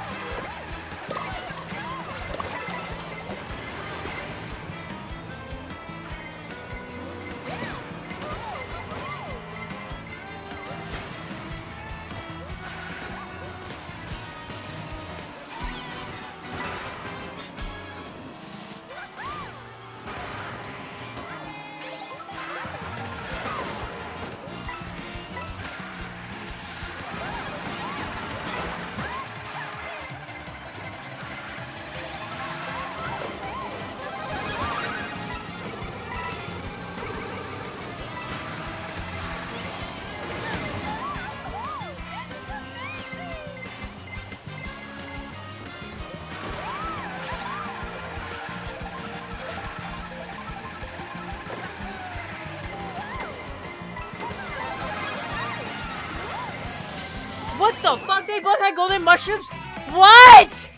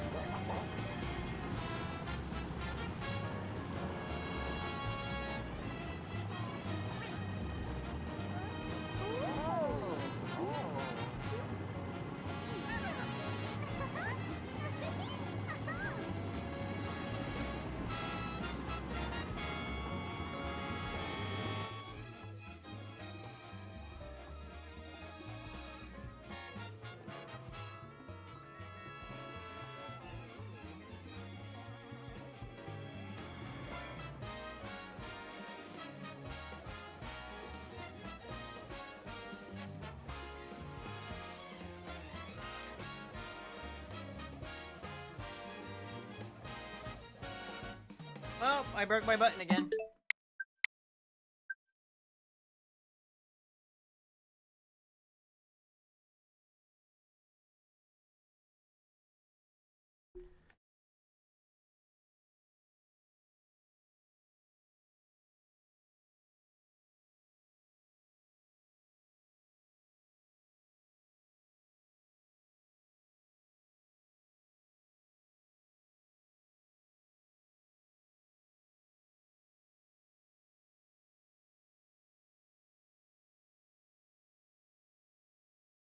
Off wanted $75,000 to make the AVGN movie, but ended up getting $325,000 instead. And AVGN was a household name at this point. Lotsa wanted more than double that as the minimum, and really had nothing to show for it. And unsurprisingly, the movie didn't reach its goal. It didn't even come close. So Lotsa, yet again, didn't get the acknowledgement of his idol like he wanted. Some people started taking notice of Lotsa's attempts to get the attention of Doug, most notably the people over on 4chan and from the TV board.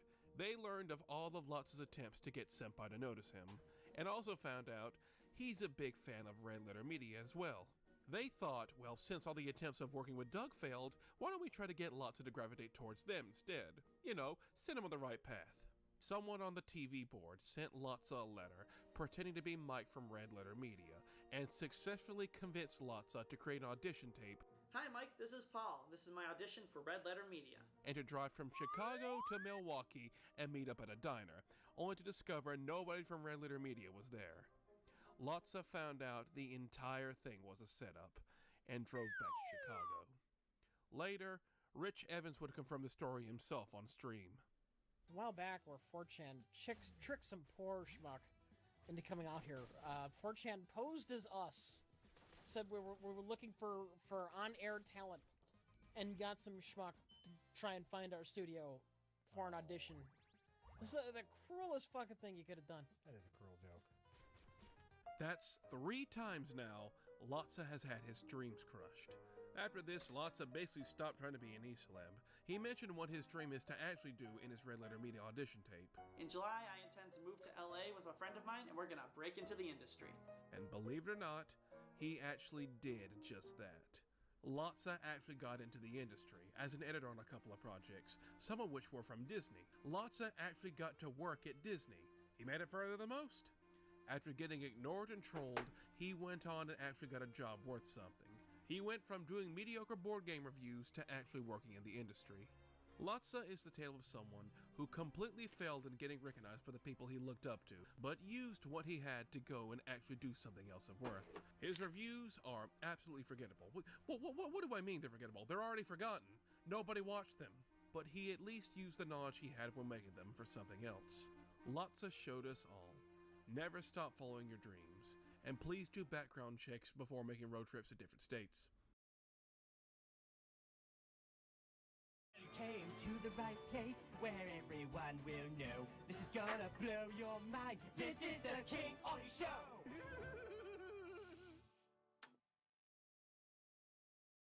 One of the biggest differences between the impact James and Doug had on the online space relies on the longevity of all the people popping up influenced by them.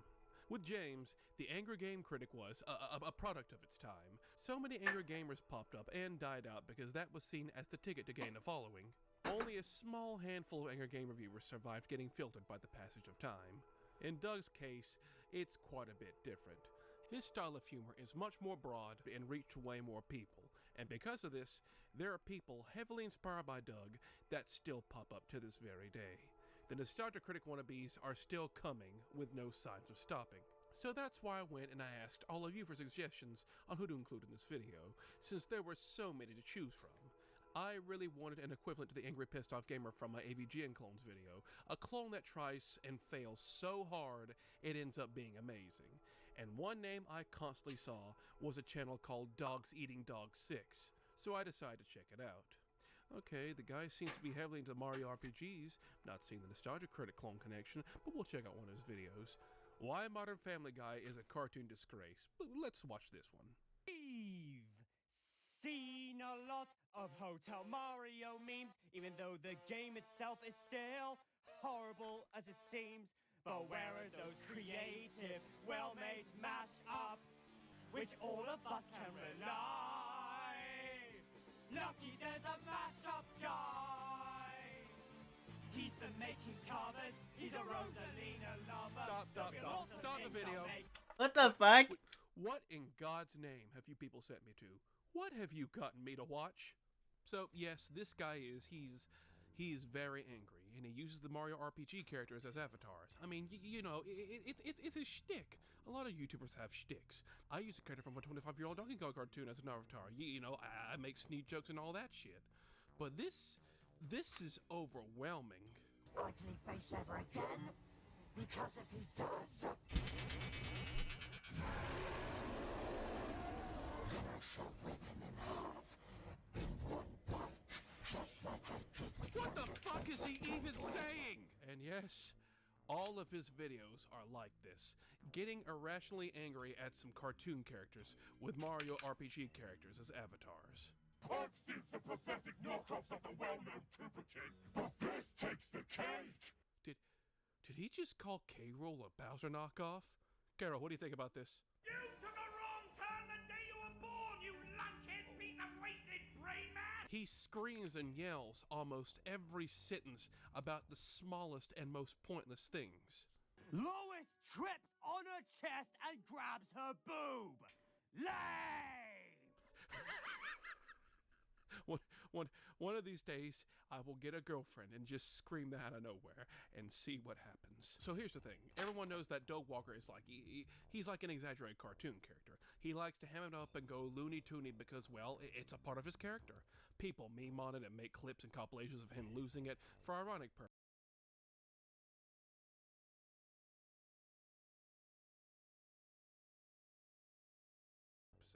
Like his bat credit card clip. This is one of his most popular outbursts. A bat credit card? They gave him a bat credit card? They had the balls to give one of the greatest superheroes of all time a bat credit card? No! No! Does not compute!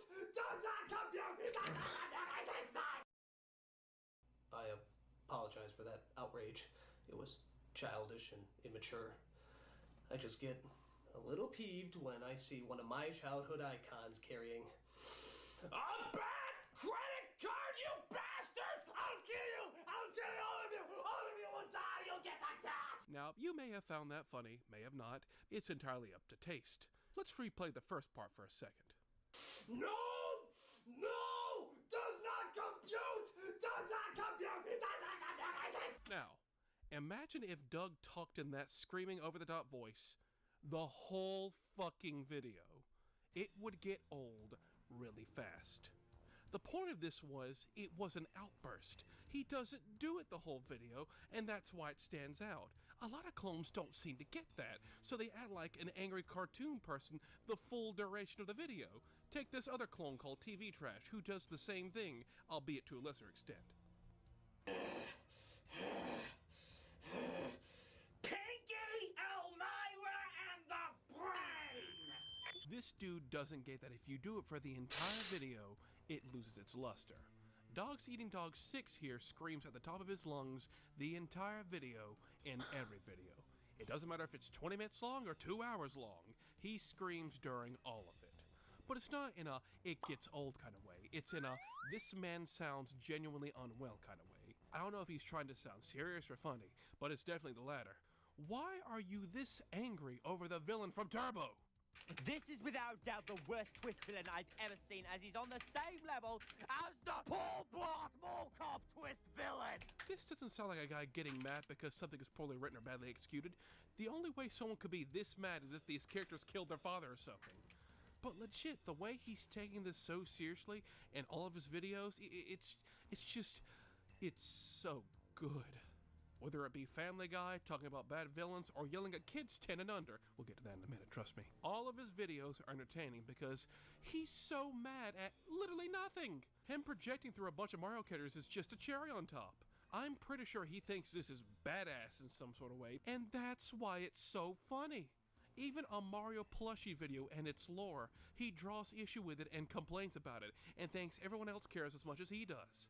So clearly, this guy has some sort of mental disorder. I'm not gonna say it because I think people are sick of hearing it, but I think you could probably guess the one. This man got the ability and skill to put videos together, and this is what he used it for. Gotta admire the hustle. But then again, he goes and uses these video editing skills to yell at a bunch of kids for 2 hours. Like legit, he yells at a bunch of kids because of some petty drama nobody knew or cared about. Imagine being like 10 years old, making stupid plushie videos for fun, and then this grown man makes a 2-hour video essay on you for being horrible villains that are worse than Mr. Freeze from Batman and Robin. The voice acting is just painful. I can't stand listening to them. Some characters have almost the exact same voice as other characters. The videos are formulaic and repetitive. The writing is awful. The pacing is slow. The editing is horrible. And the thumbnails are abysmal. 2 hours. 2 hours he spends screaming at these literal children that are literal nobodies online for drama nobody but Dogs Eating Dogs 6 cares about. All over some plush videos. There's just nothing positive I can say about these guys! How can you praise them? How can you side with them and accuse Dogs Eat Dog 6 and his friends of cyberbullying? Wait, is he referring to himself in the third person? Jesus Christ, this is amazing. Like, I am not even joking. This is some of the funniest and most entertaining shit I've seen online in a while. I have not seen anything like this in ages. And it's even funnier that it's coming from Mario characters with demonic voice filters. I mean, yeah, it's pretty cringy. This grown man is attacking literal kids online. But my God, how can I not find him taking this all so seriously funny? Dogs Eating Dogs 6 is what happens when someone tells a man there's nothing wrong with being an adult and liking Mario, and then he makes it his whole personality. And this is the end result.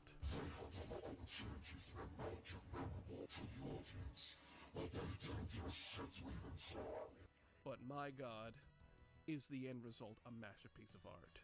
Just like the angry, pissed off gamer from back in the day, this is why I still use the internet, when stuff like this is still being made.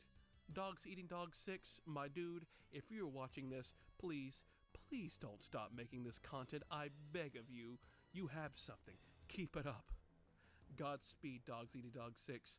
Godspeed. He's a mash up guy!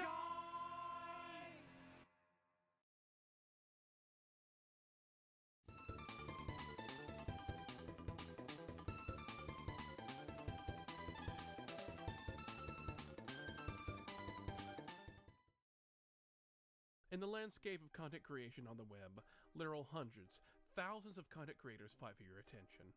When looking at content on the internet, one question always rings in my head.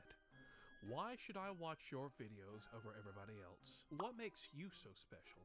Well, for most of these people trying to be like Doug Walker, next to nothing really. They're just doing what they thought was funny and copying it and hope it makes them funny and then famous. But if they're doing the same thing Doug is doing, then why don't I just watch Doug?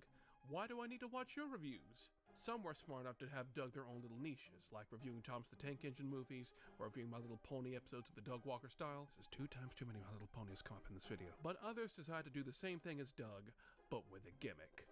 I'm gonna go over a handful of these because they were too interesting to not give a mention. So yeah, this is gonna be a little rapid fire of some incredibly weird individuals that took inspiration from Doug and put a twist on it. First up on the table, how about your gimmick being you're a clone of the Nostalgia Critic? Yeah, this is the Nostalgia Critic Jr. Unofficial and not connected to Doug in any way. Is that legal? Can you do that? So yeah, the whole gimmick here is he's doing the Nostalgia Critic bit, but he's younger, so he's reviewing things from the early 2000s and stuff like that. At least, I think he's trying to review things from the 2000s because his audio mixing is worse than mine. AMNC Jr. I remember Reboot It because I need reassurance I'm not the only one, eh? That's right, folks, you heard it correctly. Nostalgia Critic Jr. Did anyone catch a word of that? Okay, so this guy is pretty aware of what he's doing. He just needs to fix his audio mixing. Let's move on. The flag is a fucking leaf! So now, why don't we remove the human element from the Nostalgia Critic? Literally, let's remove the human and replace him with a rabbit. This is the bunny perspective. Hello and welcome again to the Bunny Perspective, and this is another installment of Time Travel Month. Yeah, this guy uses a bunny puppet to express his opinions, and he reviews stuff like anime and cartoons, and well, okay, I'm gonna be completely honest here. I kinda like this thing. Out of all the clones I've seen for this video, this guy is probably the best. He brings his own energy and personality and is actually entertaining without fully copying Doug's shtick. All my friends are dead and they don't like me anymore. They moved along, they've changed, and now they find me quite a bore. Way back then it was okay to be a little weird, but all my friends are dead and some have even grown a beard. It's a shame this dude didn't really take off and kinda abandoned his channel a few years ago. He kinda had something here. I guess Arlo and his lukewarm takes will have to do instead. But that puppet probably cost a lot to make, and so did this rabbit puppet. And you wanna know something?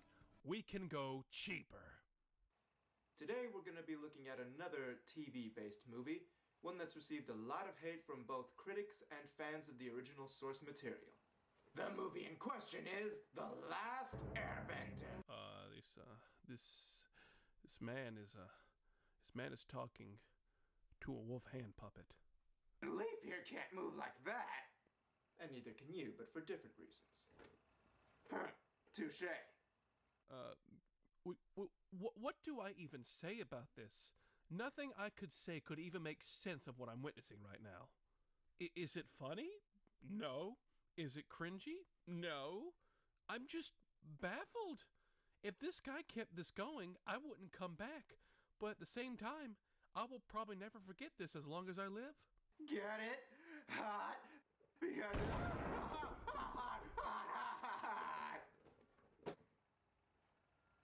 I've picked up a thing or two since watching this movie. Some clones have been mostly lost over the years, and their mere presence can only be found in old commentary videos. Take our friend Sour Apple here, a man who dresses entirely in green and only green, and talks with the most forced accent I've ever heard in my life. Hello, chums! It's me, Sour Apple, the host of The View Anything. His whole thing is he will review literally anything, and uses the generator to decide what he wants to review, and by generator I mean he pretends like it's random, but it's not really since the entire video was already scripted, recorded, and planned out. Really, for what little remains of him, his reviews are just kind of lifeless, besides the forced accent. But really, the only person I can blame is myself, because I went out of my way to look at it and include this guy in this video. Oh crap, who else can I include? I already brought him up in the last segment, but Rowdy C, aka TV Trash, his gimmick is he's very, very loud, and his voice sounds like a parakeet who hasn't quite grasped the English language yet. And then there's this guy and girl? Let's see if we can't find something to nitpick about, shall we?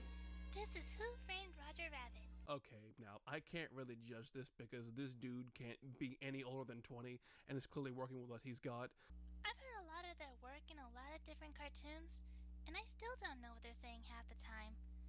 This does not help. And his whole series is doing this with this anime girl, his friend, sister, significant other, victim?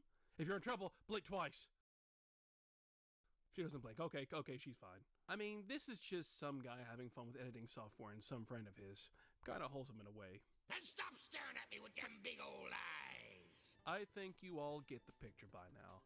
Everyone tried everything to get noticed, to be seen as different while doing the same thing Doug was doing at the same time.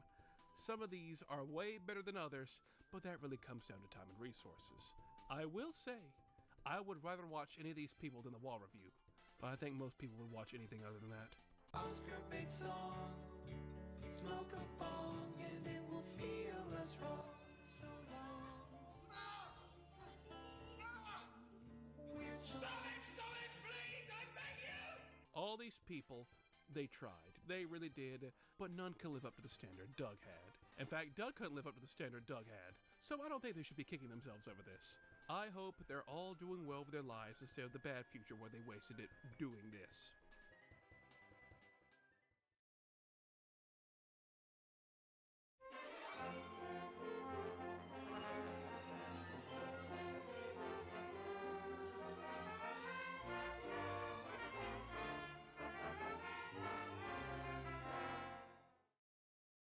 So we've gone through a bunch of Nostalgia Critic clones, and seeing all these people on YouTube clearly influenced by Doug and his work, what could possibly top that? Well, how about A whole website dedicated to ripping off Doug Walker and his old site, That Guy with the Glasses. Let me introduce you all to Reviewtopia.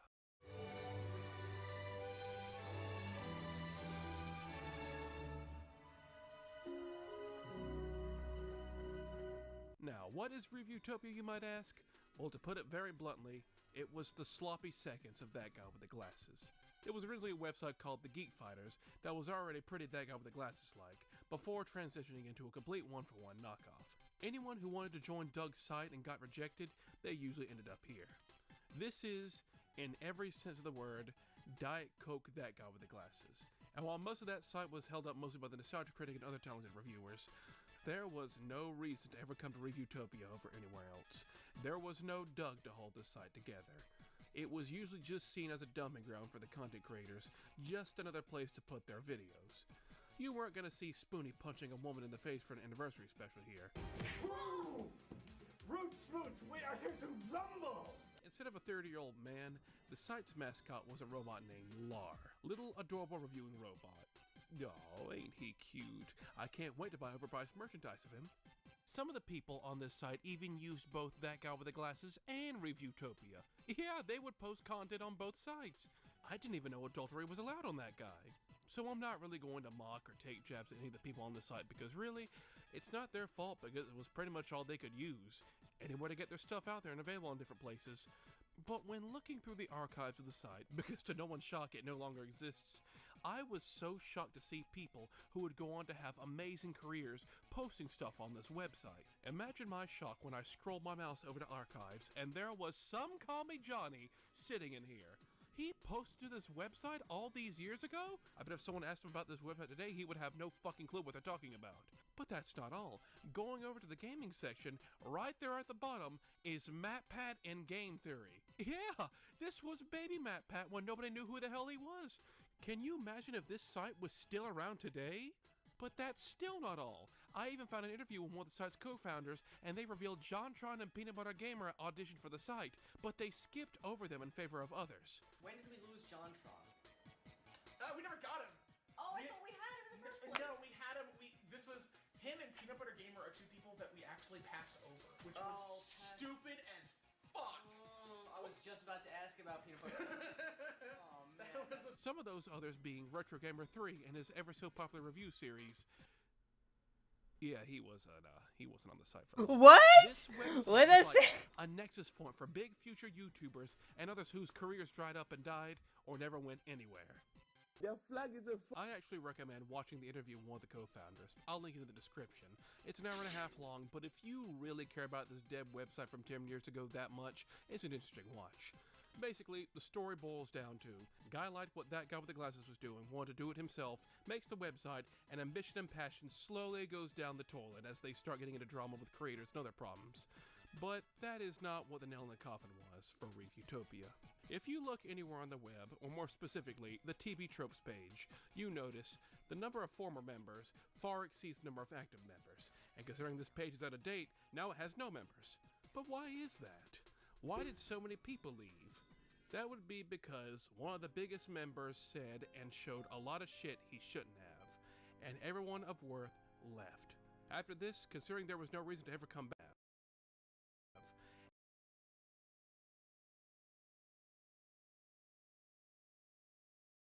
and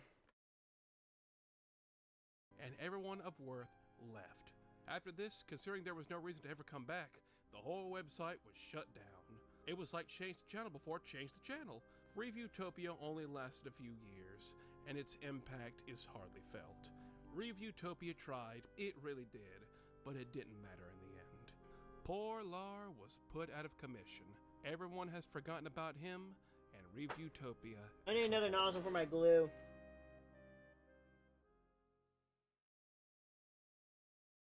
Doug Walker may have fallen in quality over the years, but his older videos and impact are still felt to this day. And while That Guy with the Glasses may be gone, Doug is still trucking along. That's more than can be said for all the people trying to copy him. All these people had their hearts in the right place, but you can't really match up to the man himself. So all these clones will just be another part of internet history, and so will Doug. But hey, look on the bright side. At least there are no criminals in this one. God bless, like and subscribe, and good night. I'm Magic Mush. I drag it up from the grave so you could witness it.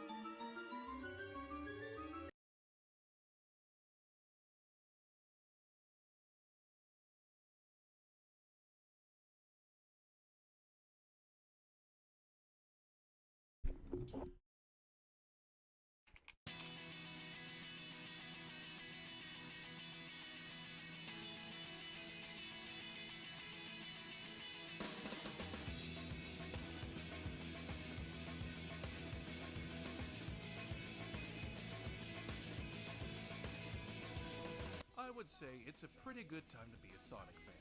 Sonic Frontiers was a big hit and a modest critic success.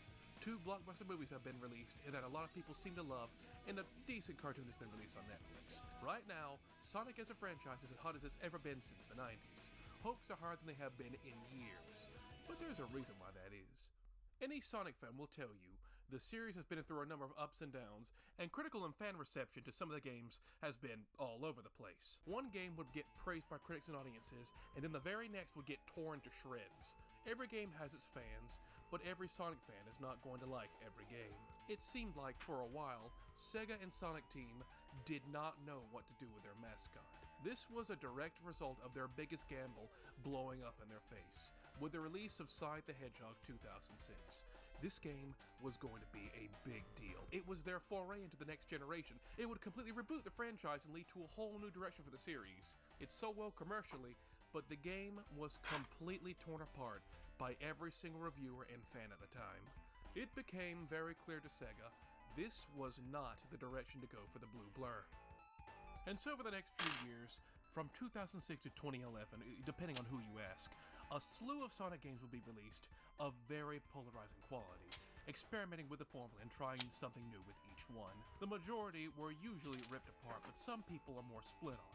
It is nice to see that most have warmed up to Sonic Unleashed and finally realized it was a good game with some big problems. But that's now.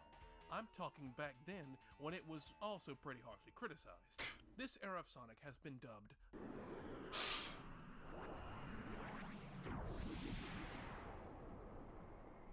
It's an era of Sonic that is not seen fondly by most Sonic fans. But also around that time, 2006 to 2011, was the advent of YouTube. Many more people were becoming aware of the site's existence, and a lot weighed in on it. That also included Sonic fans. A slew of Sonic fans who would become YouTubers and would voice their opinion on the series and its state around that time. Now, we got some good YouTubers around this time, like Some Call Me Johnny, one of my personal favorites. He is a fantastic reviewer. But then, you got the more vocal Sonic YouTubers. Fuck you! I'm done with this franchise! The ones who were not satisfied with where the series was going, and so they voiced their opinions from the high heavens. These YouTubers were not happy, and they were going to let Sega know.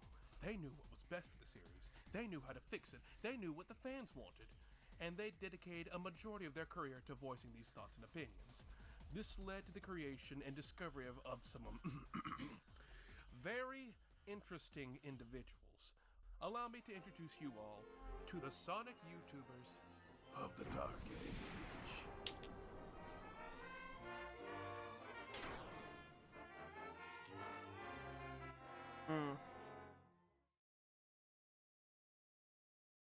Modern Moran! Modern Moran! Playing shitty games since the year 2000! Now, I want to make something very clear here before we start.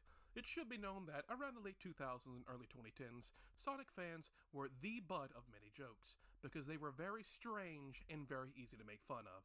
So my goal here is to not look like a bully. Someone having harmless fun isn't enough to get on this video. Like, look at this kid. It is. I want wanted him so bad. I like the Werehog. His spikes move and everything. I'm gonna review this little guy one day soon. Yeah, this was seen as cringe back in the day. A 17-year-old kid enjoying a Werehog toy. Well, to me, it's not cringy. It's cute. Let the kid enjoy his Werehog toy. There's nothing cringy about this. This is adorable. This dude is 33 now. As we go throughout the video, the degeneracy levels will escalate with each individual YouTuber. The things the YouTubers did will get worse and worse, so go ahead and prepare yourself. That being said, let's start with one that's just entertaining. Let me introduce you all to Mario Tip Plumber.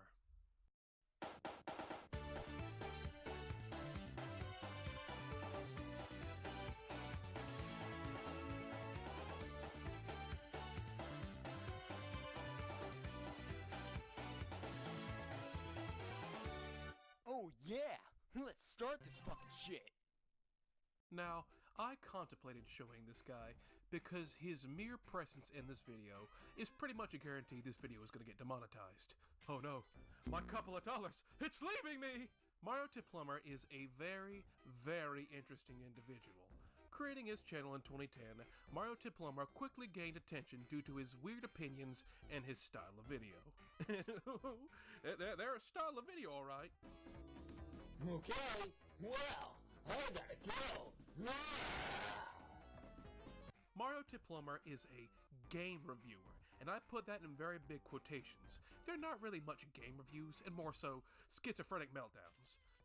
First of all, we got fucking a Sonic character ripoff. The reason why showing this dude's videos would demonetize my video is because this dude has the pottiest potty mouth I have ever seen from anyone ever. He throws out multiple swears in every sentence, and he's probably got to hold some sort of biggest potty mouth record on YouTube. You wanna hear how many fucks he throws out in the first 15 seconds of a video? It's time to start dropping some F-bombs. Why did you have to make this fucking game and fucking suck fucking cool fuckers and fucking ruin the fucking freaking Sonic fucking series and the whole fucking franchise? And yes, almost all of his videos are like this. All of his reviews, that is. Mario Tip Plumber is one of the examples of what I said earlier. He was not happy with the direction the series was going. He doesn't like the games that were coming out around the time, or hell, any 3D Sonic games in general. His main complaint I was able to garner from the attempted homicides on my ears is Sonic's design. This is probably the most well-known thing about Mario Tip Plumber. His obsession with Sonic's old design. He loves Sonic's chunkier classic design compared to the slicker, more modern one, especially the design from 06, with a design he himself has stated a number of times has hentai quills. His arms and legs are like fucking noodles, and he's a fucking green-eyed, fucking ugly hentai quills that you guys want to shove up your ass. This is what he brings up all the damn time in his videos. His choices fucking suck. Fucking hentai. Well, that and his destruction of games. Oh yeah, this man has flat out destroyed physical copies of games in his video.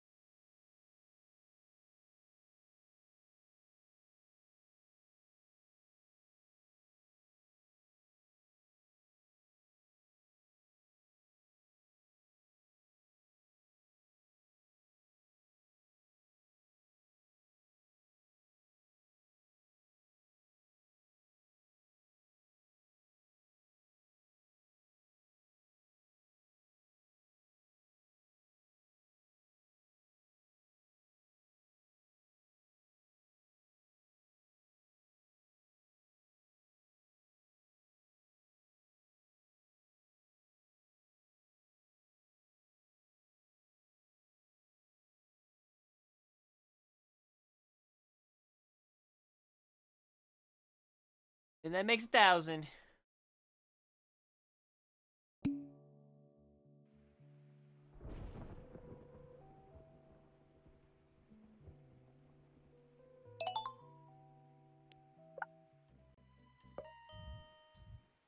Yo, what's up, Vince? What? All right, what's up? You want a haircut, bro? Yeah, let me see it. Let me see it. All right. Oh yeah, that's pretty hard, bro.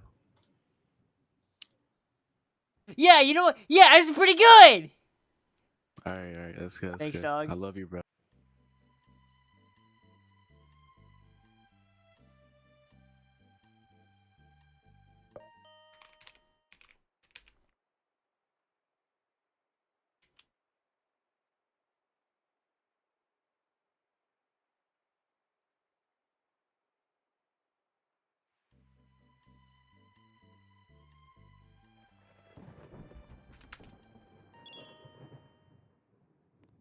Yo, what's good, Vince? Vince?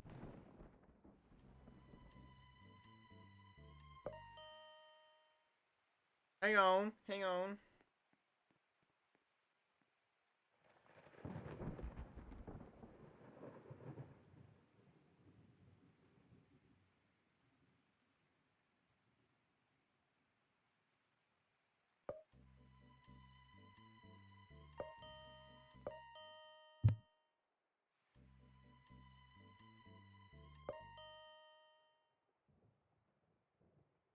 Yeah. Hello? Hello. Dang, girl, why you got so much Spider-Man on? Can a girl like Spider-Man? You valid. You valid. Valid. I like your hair. Thanks. I Why just got short? it done. What are you doing? Why are you short? Uh, Bro, don't cry. Bro, what Bro. are you doing? No, get away from me, Don! Come here, boy. Get away from me! Come here, boy. Help. No! Oh, wait. Oh, I got out! Yeah! Are you okay? No, you're chasing me! Don't resist.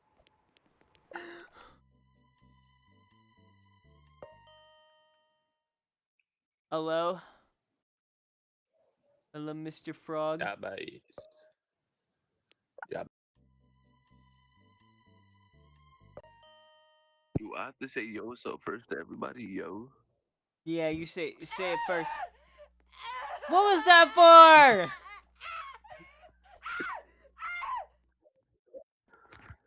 He can't find me. He can't find me. I'm unfindable. Your arm is like fucking to the wall.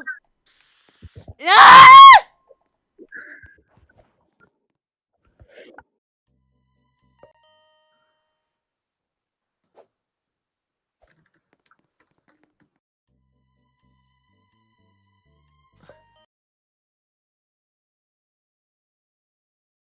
ABGS? What the hell is that? What the fuck that?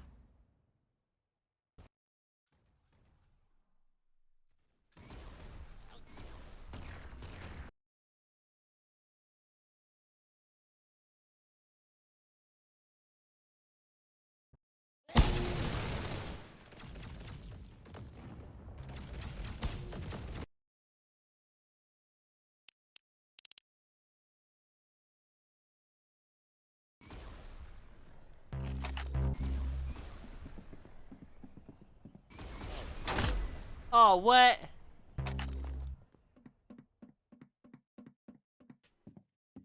What the fuck?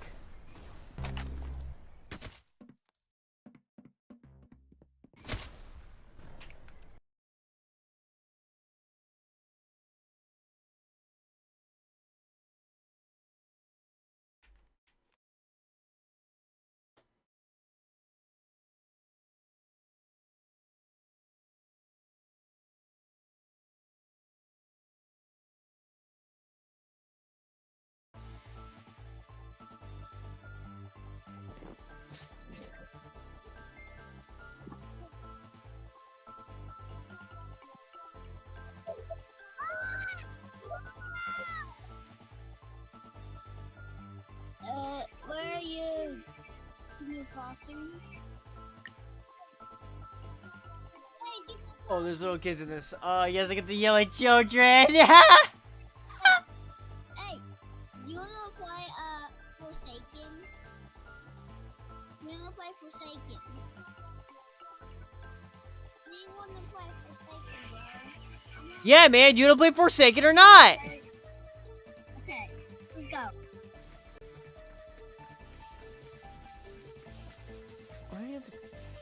What is that? What even is Forsaken?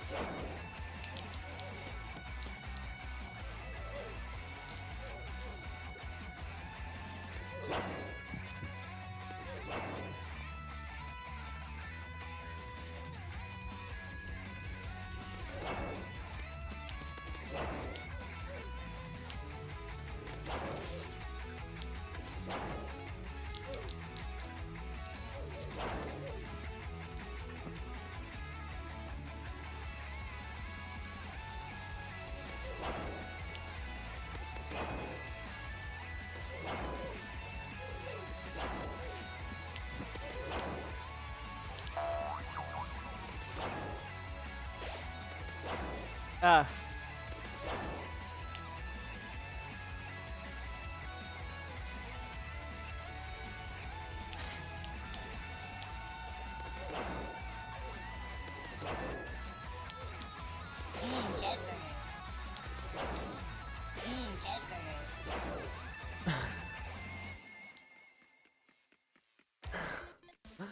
Oh no!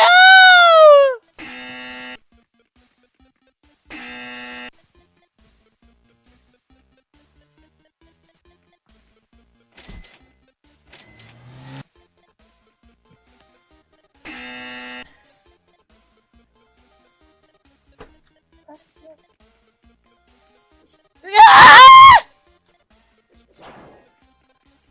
Oh. These are all mine.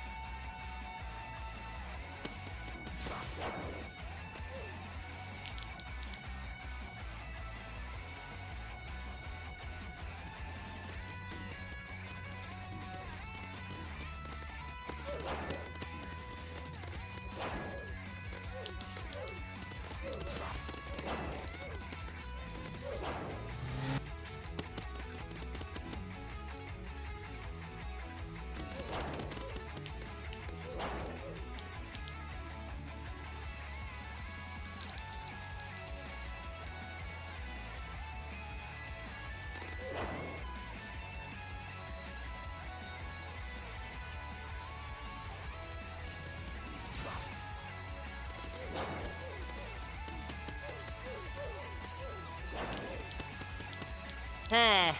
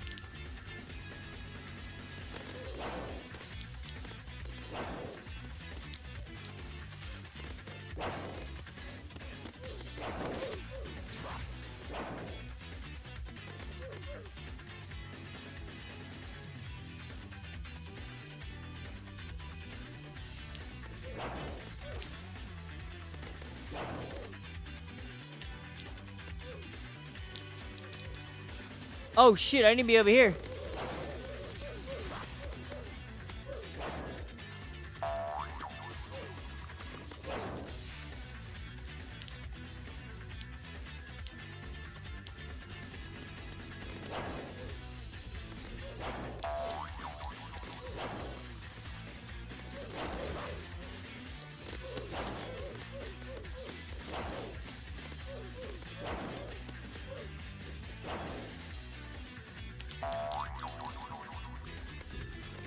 Okay, so I think that these are just hours that we get.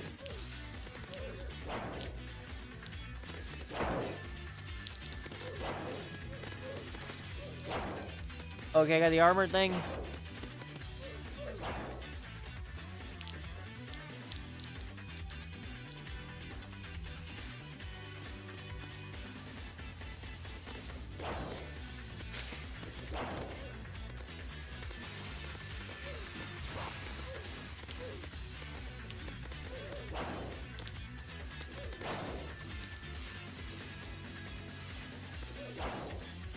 Oh shit!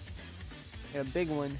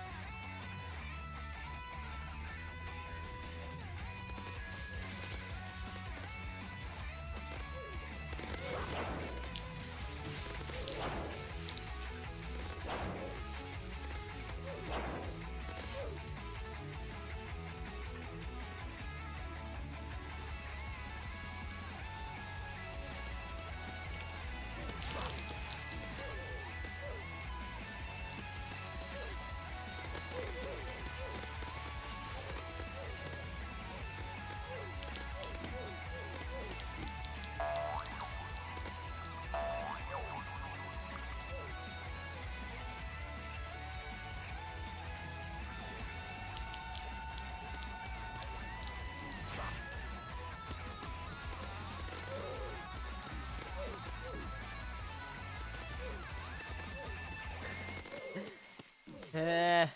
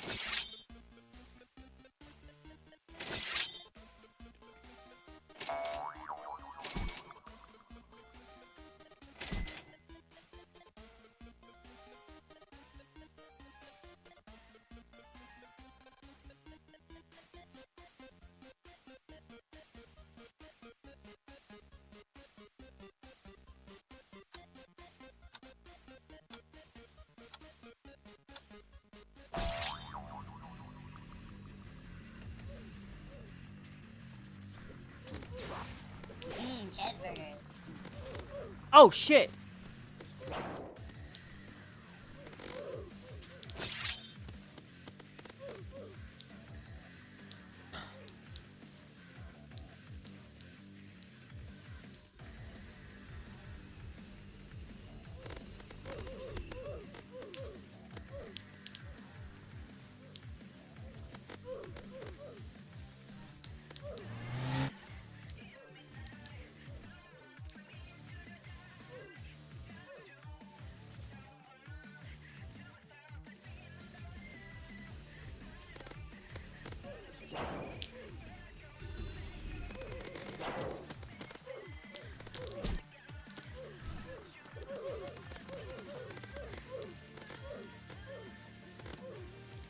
Cheeseburgers.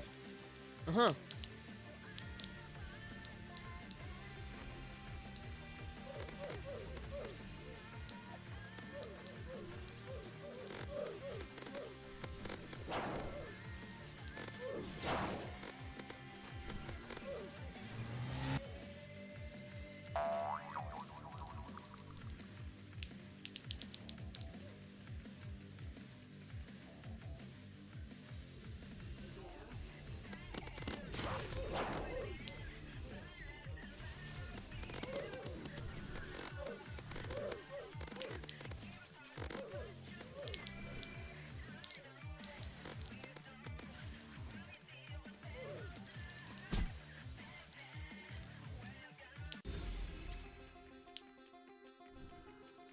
Oh shit.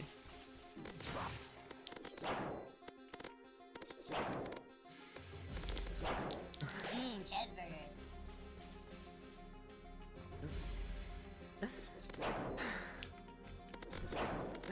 Oh shit!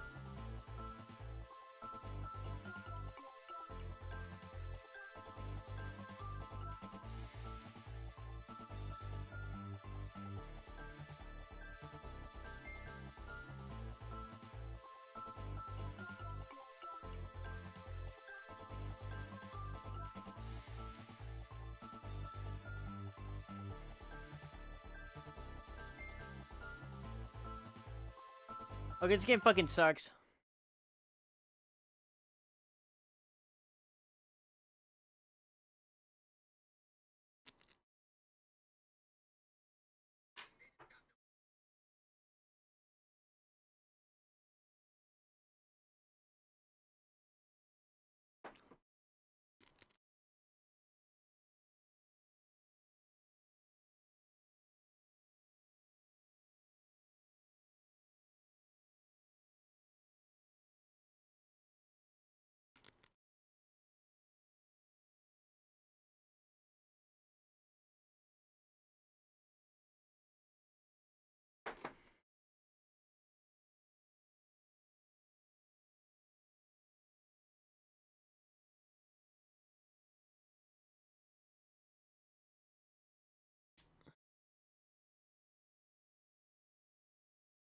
I gotta play this. I gotta play this. Just because Paris Saint Germain won the 1-1-3-0, I think, against Seattle.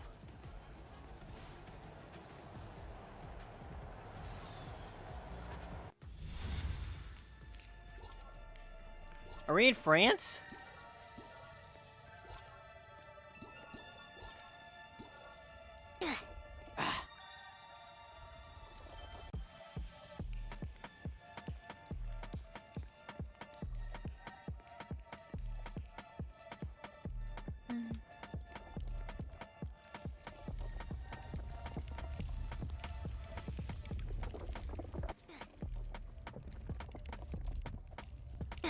I need food. More glass in my foot, great.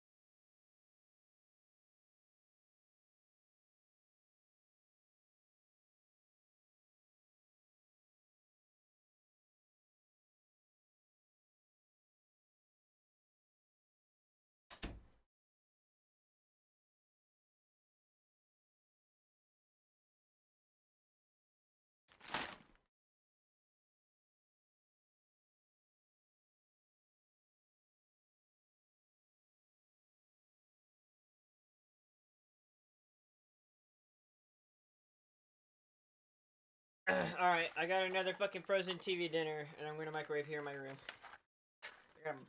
I got a microwave in my room.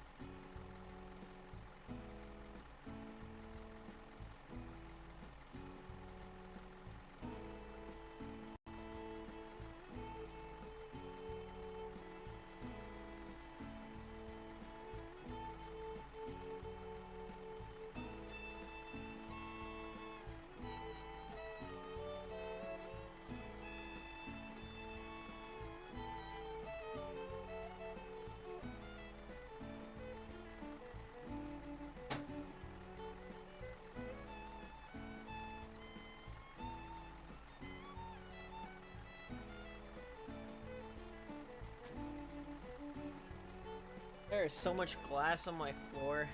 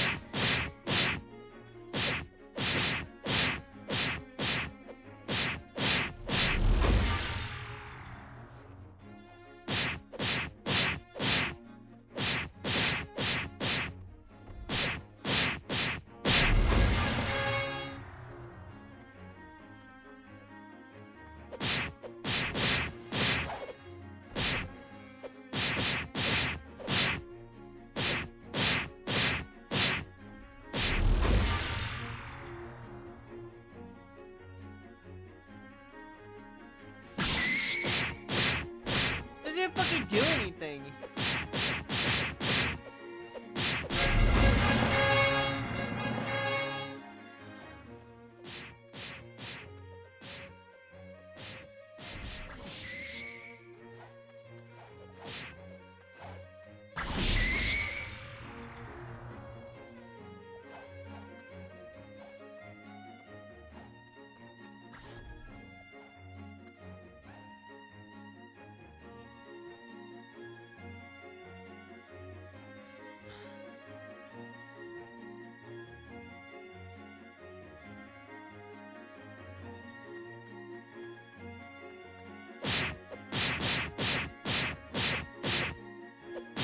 Ooh.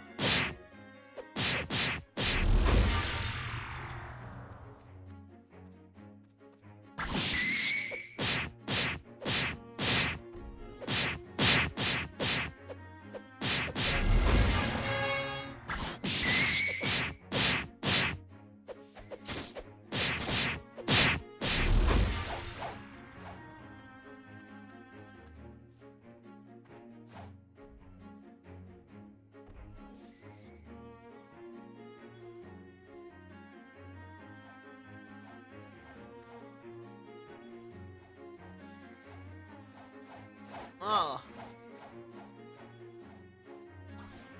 Oh.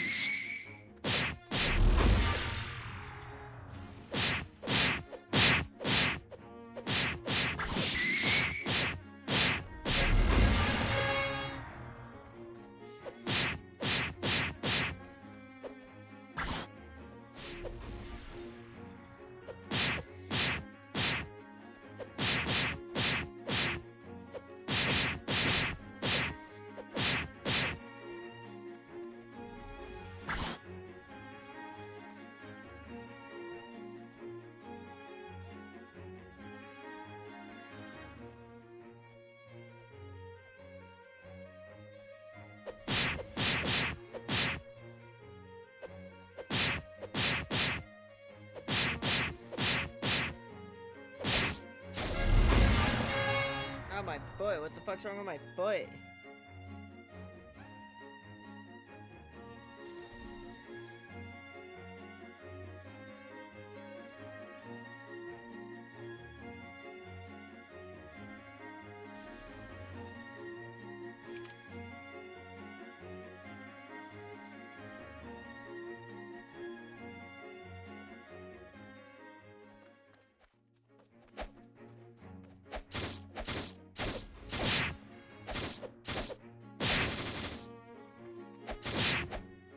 Power's not even that much better. What the hell?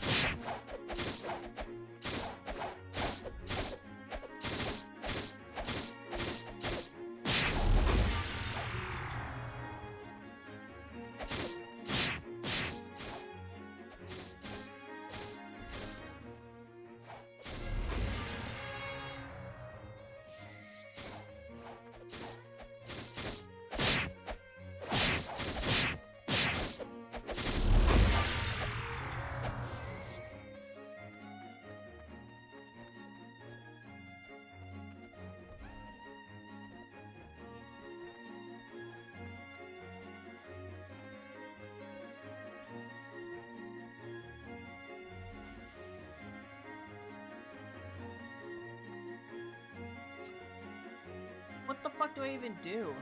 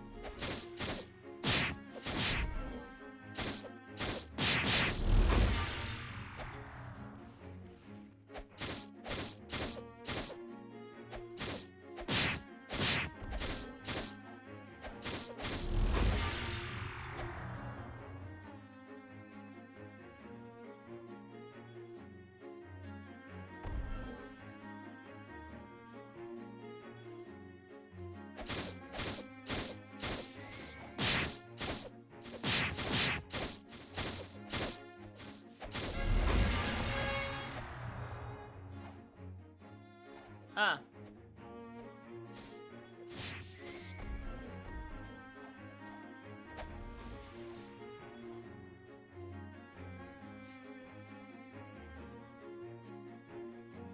Oh, it's storming outside.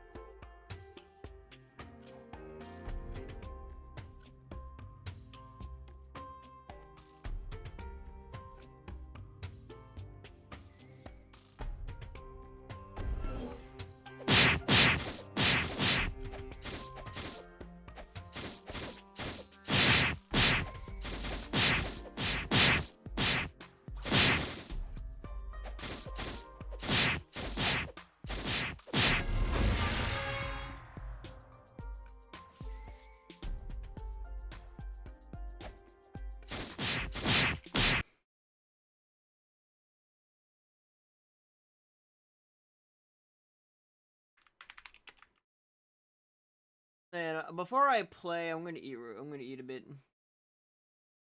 Came out. Damn, this guy liked Shadow before he became full-on edgy. What does he look like, I wonder? Oh my God. This man is like the 2000s personified. Holy shit, dude. I genuinely want to know where this guy is today. I unironically want his autograph. Please. Would you believe me if I told you that the creator, wanting to drink Sonic's piss and snot, is actually one of the sanest people on the board? Well, it's true. There was the woman obsessed with Knuckles. There was someone who said they would totally have intercourse with Shadow, but he's straight, so it would ruin Shadow's reputation. There's a person who found Robotnik hot. And, well, statistically, someone out there had to find this hot. You know, I know this is all fun and games. This is extremely weird and entertaining for a lot of people. I get that. But you want to know something? This just begs the question.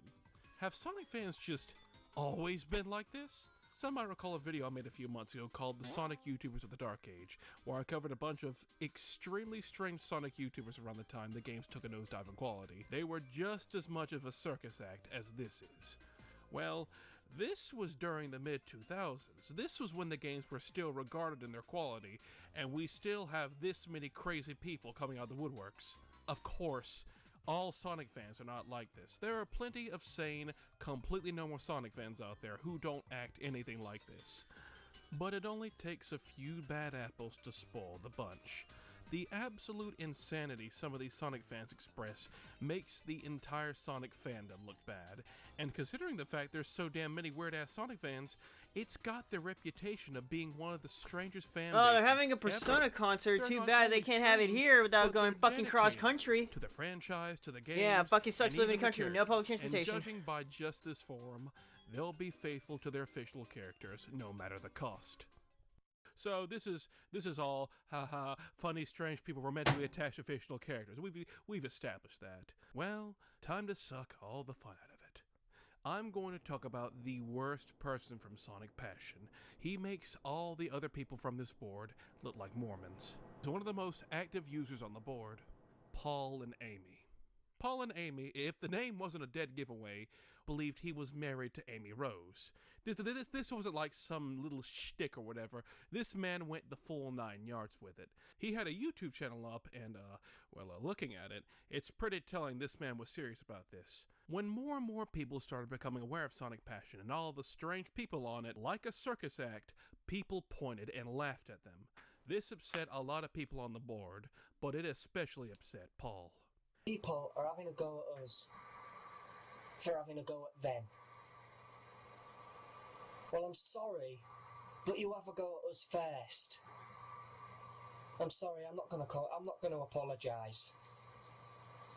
And when he gets in bed, he has a go at that pic of Amy. He has shown his disgusting room and the state of it, but actually, you don't have to worry about his living conditions anymore, because the place he's at now probably makes him tidy up and keep house way better than this.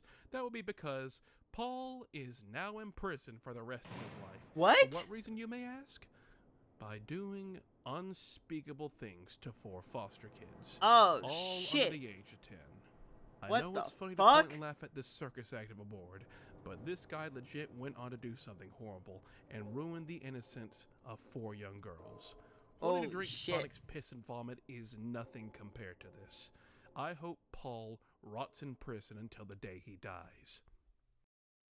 So like I said earlier, having people like Paul on the site attracted the attention of many people who became aware of all the degeneracy happening on the site.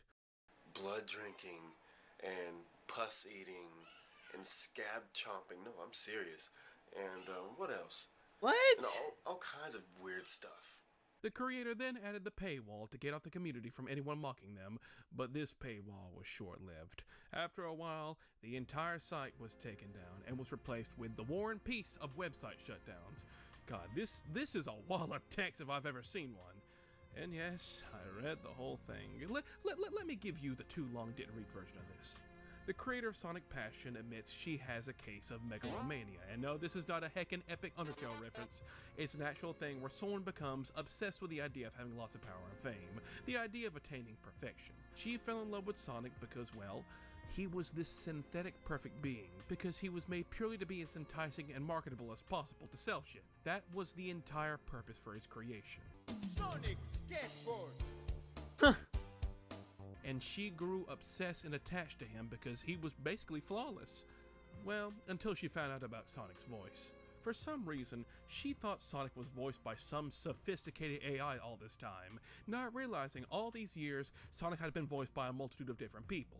When she found this out, for some God only knows reason, it was a complete turnoff. She had lost all attraction to him because of it. But she kept the facade up for a while so she could keep getting attention, hoping one day he would become an AI so they could actually talk and interact. You drink piss in the game, you drink piss in real life. So yeah, she basically admits the whole thing was for attention to fame, and she was getting plenty of it, but she just wanted it to stop now. This isn't the kind of attention she wanted, so she shut the entire website down and decided to enter the body augmentation industry, so she could become a real-life Barbie, more plastic than she is woman. And so, this is where the story of Sonic Passion ends. Sort of. After this website shut down, a lot of people from there just went on to live their lives, I guess. Paul and Amy is now rotting in prison, if you call that living. The Edgelord went on to star in the hit game Hatred. My name is not important. And I hope everyone else on the board got therapy and are living happy, fulfilling lives. Or they're gonna turn into someone like Spax. I'd wager it's probably a 50-50 chance. As for the creator, well, she's still online, and I still can't show her face because, like I said, she's apparently gotten trigger happy with anyone showing public photos of herself, so you have to use your own imagination. She's made a couple of posts regarding her past Sonic Passion, but now she's going for the whole "it was ironic" angle everyone does now, which I don't believe in the slightest. I can buy the whole artificial beauty angle she said about Sonic because that sounds just nutty enough to be from the creator of Sonic Passion, but I do not believe for a second this entire thing was a joke.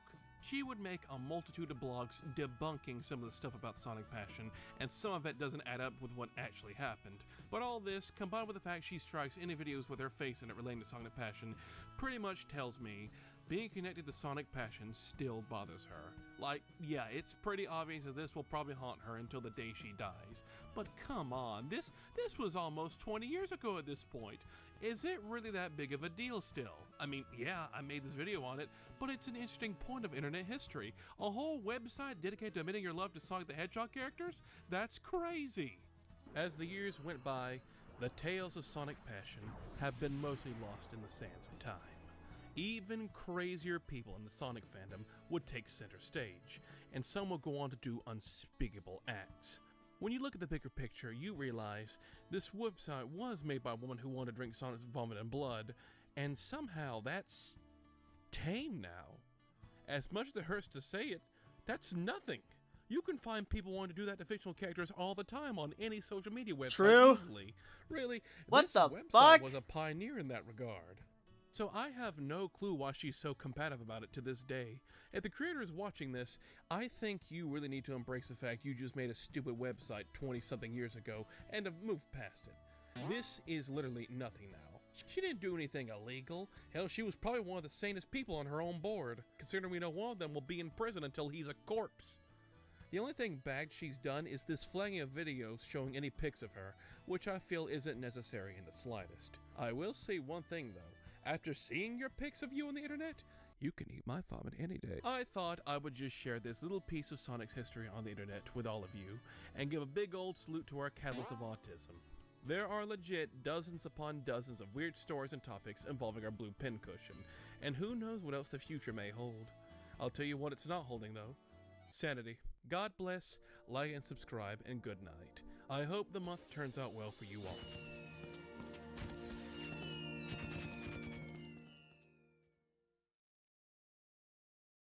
When Sonic was being falsely imprisoned on Prison Island, I traveled to where he was with Tails, and after accidentally thinking Shadow was my beloved Sonic, I was able to sneak in while Tails made a distraction. After finding my boyfriend, I played a cute little game with him, where I would release him from his prison to stop Eggman if he went out on a date with me. All in all, this was an important and lovely moment between us that I'll never you believe forget. holding Sonic hostage on Prison Island was romantic, and that he was lying when he said, and I'm quoting here, "No way"? Well, Miss Rose, Sonic just expressed disgust with the very idea of going on a date with you to the point where he would rather be locked up and let the world be destroyed by Eggman.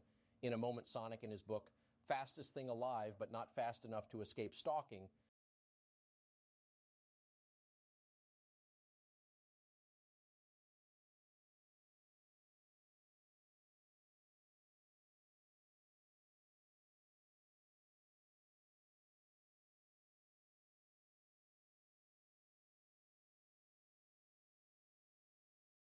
find something good.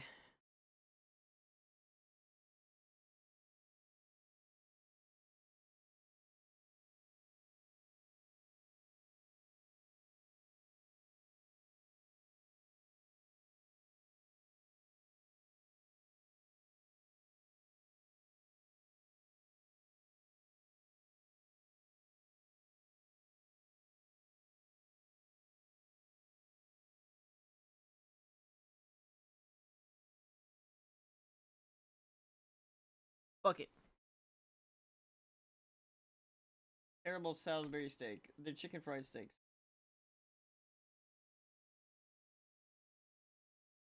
Everyone's a critic. This quote remains true, especially in the age of the internet. Anyone can give their opinion and take on something they enjoy or dislike, and the whole world can see it. Now, whether that opinion is worth listening to is entirely up to the beholder. Some people usually agree with the opinions they hold, or they just like the personality and charisma the critics have.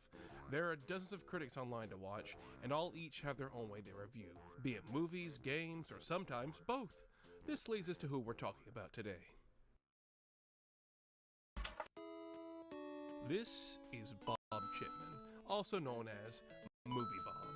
Movie Bob is an internet critic who started all the way back in 2008, and was one of the few online internet critics to gain a following, not counting a certain other critic. Movie Bob got noticed during this time, and even managed to get noticed by a few groups and websites because of his talent, and then got kicked by website after website due to an unhealthy addiction to a certain Bluebird app and his own ideologies.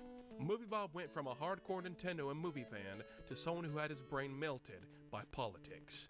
And we're going to talk about how this happened today. This is the story of Movie Bob. Mario Brothers!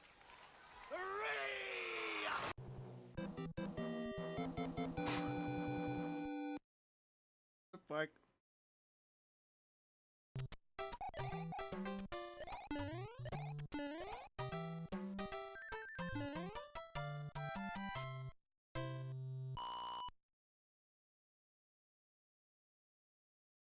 Now, usually a video like this will go into the subject in questions, early life, their upbringing, how they came to be an e-celeb, but we're gonna save that for later, and you'll see why.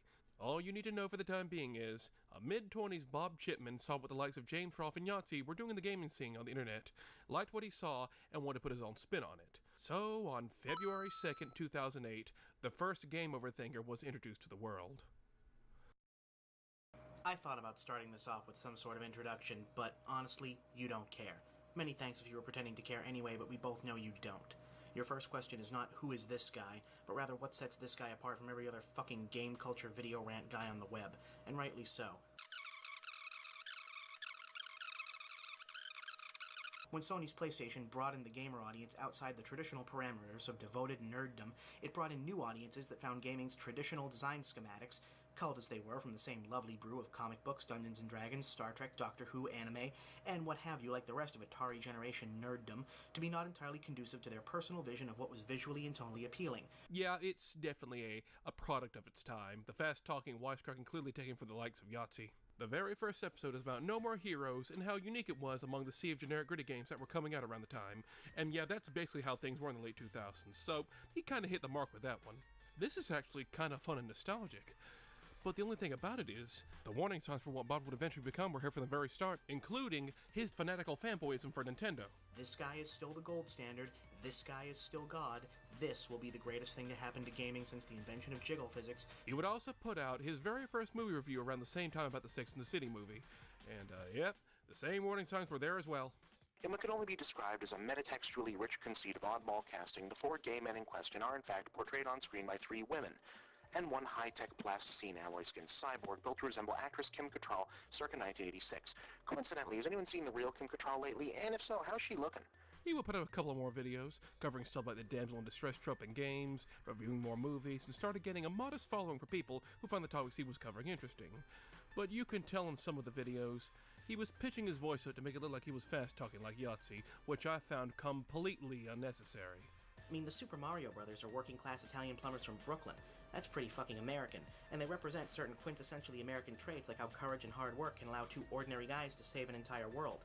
I already discovered the AVGN when I was like 10 when these videos were coming out, so that was enough for me. But if I found Bob's videos around the time, I would have probably watched them. The style is very of the time that I would have liked. And yeah, Bob does let his political views slip in from time to time, and you know what? There's nothing wrong with that. But what really surprised me is how level-headed he is about it, at least in the early episodes. He's really calm and collected about them. Look, even if you didn't vote for the guy or don't like his politics, just his existence is one of those things that speaks really positively of how far along we've come in some respects. This is actually really surprising how tame he is about his views here. He knows the audience's enjoyment comes before anything. I can totally see why he grew a following back then. Eventually, Bob started getting noticed by big publications. Well, big at the time, including Escapist Magazine and Screw Attack, and even managed to win a contest for the latter, having the best videos in that particular competition. And this, right here, shined a big light on everything. From his old blog posts, Bob seems happy. Yeah, he's very happy about making it big and getting noticed. It is almost a polar opposite to the movie Bob we know today. It's actually kind of sad looking at these old blogs, where Bob seems like he's genuinely excited and happy about making it somewhere in the world. Bob would eventually get picked up by the Escapists and Screw Attack to do shows for them, so he finally broke into the big boy scene, along the likes of Yahtzee and James Rolfe. And the game Overthinker itself got a huge budget increase. Instead of just talking over pictures, he started having live action segments and very Linkara-style live-action overarching plots. Why have you not yet destroyed the Overthinker? You don't need to worry about that, Chief. Yeah, I zapped him the Wario's woods. This is very style of the time, like I said. This hit all the stereotypes back in the day. He even had the dark persona of himself called the Anti-Thinker he had to fight.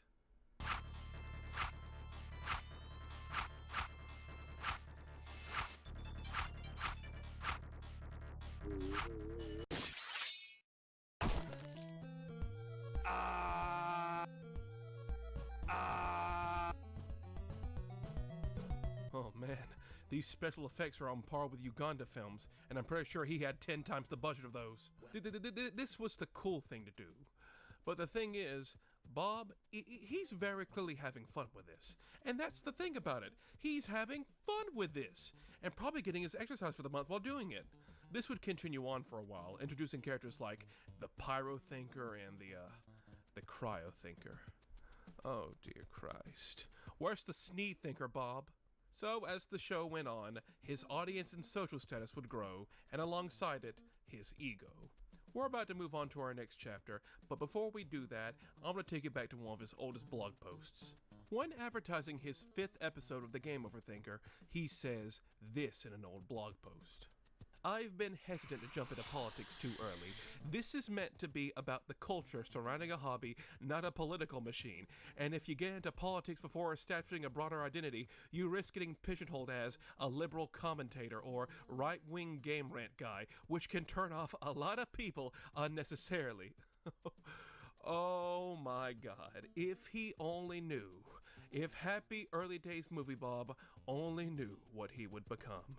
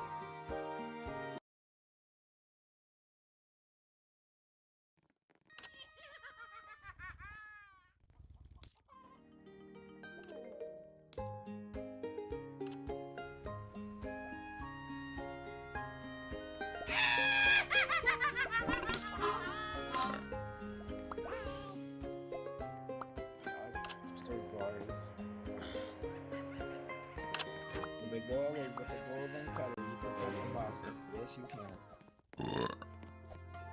Yo, Yeah. What you been eating, bro? What you been eating, bro? You been burping too Steak. much. What you been eating? You ate snake? Steak, dog. Nah, I heard snake. Get out Yeah, of Rick, here. you can't listen. Yo, you ate snake. Yo, Yeah, bro, you can't listen, dog. bro, you shouldn't be saying that word, cause you're not, you know what? Don't be talking too much, Bro, why is bro. everyone back here? Hey, who rated me? Who rated me? Who made my stars go down?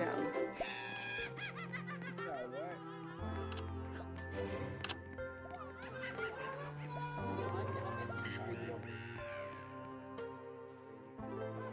What? How? I'm actually lost right now.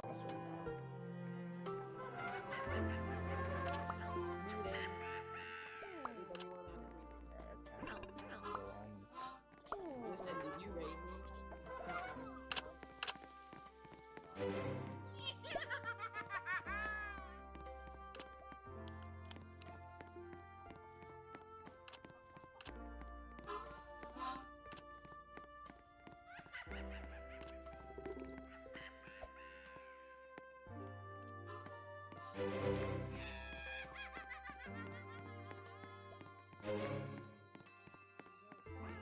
Yeah. 3 stars.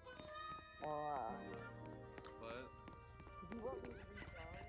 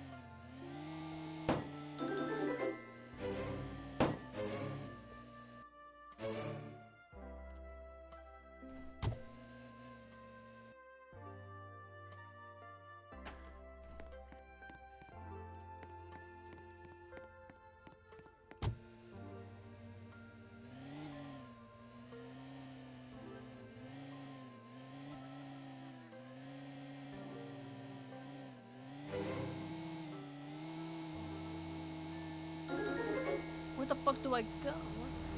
Oh no.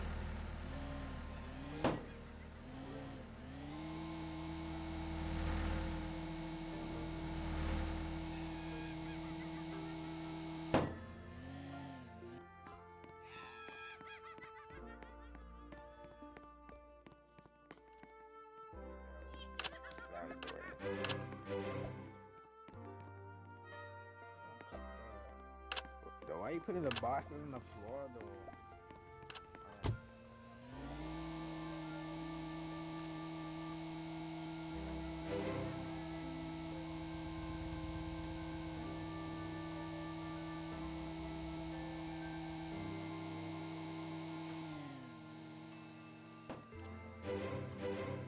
Ah, my leg itchy.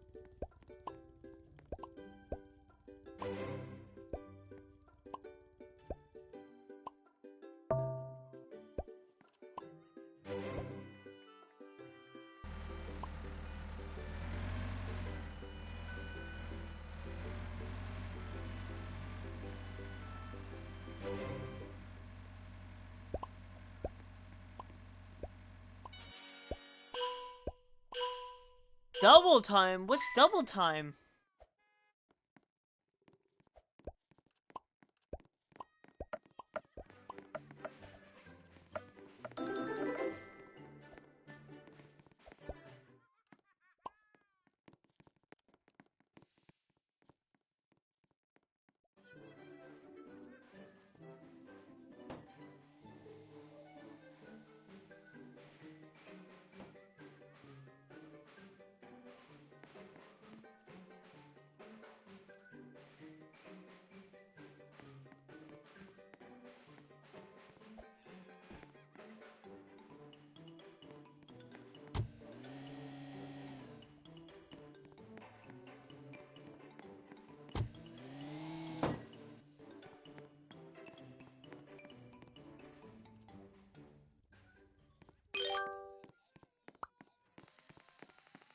Mm-hmm.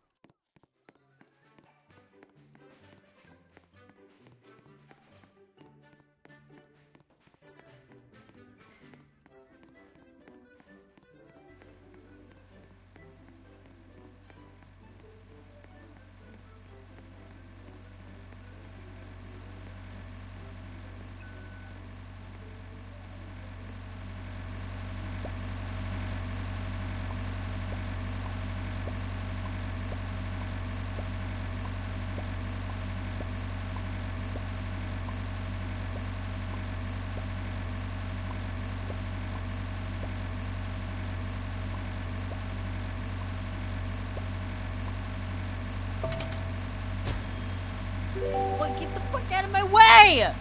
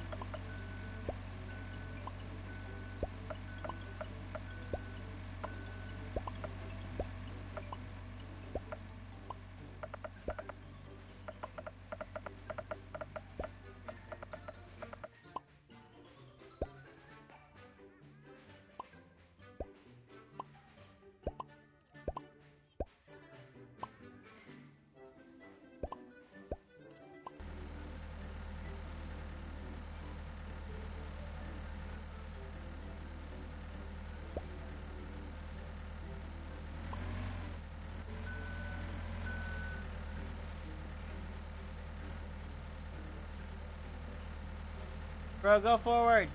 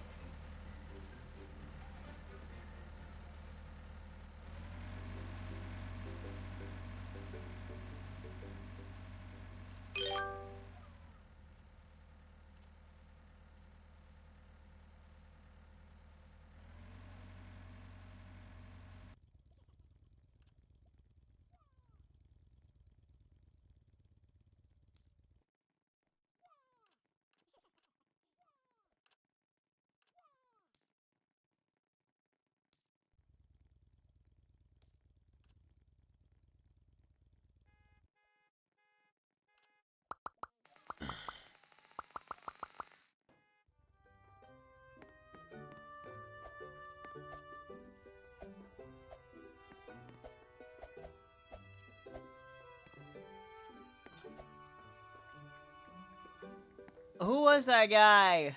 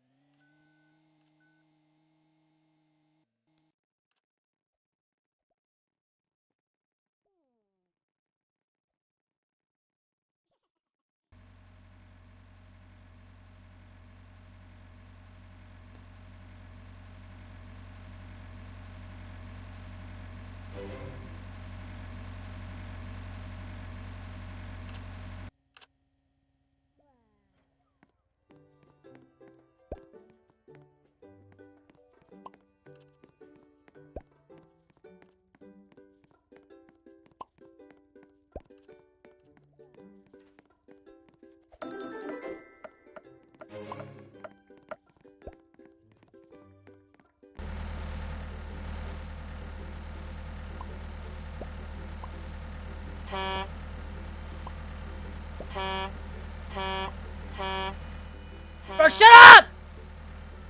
Hurry up. Yeah, but I'm trying to stack these as good as I can.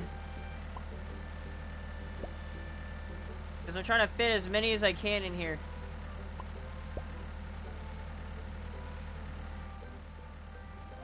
Dude, why is it so bad?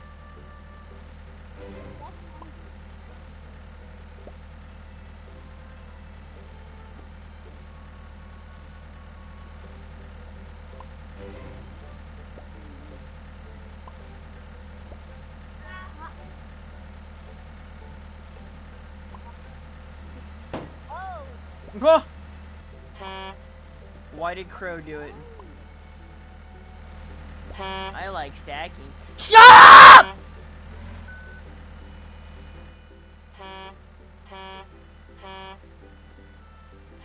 We might have to kill this kid. Alright, fine, since you don't care.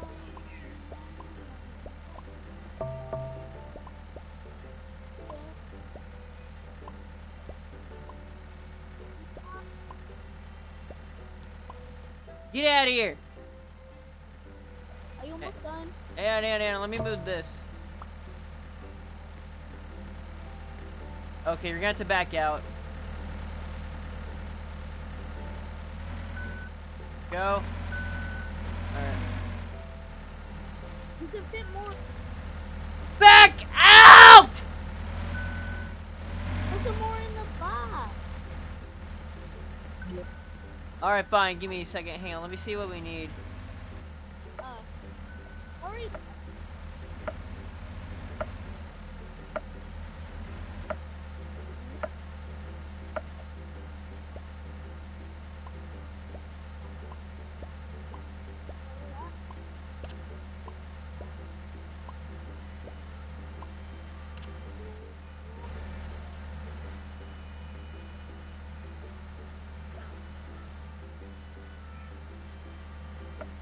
Okay, let's go. There's enough. Go. Back out. There's a car there. Run it over! Just back out. Just back out. Yeah, give me a second. You know you can just back up. Throw it back!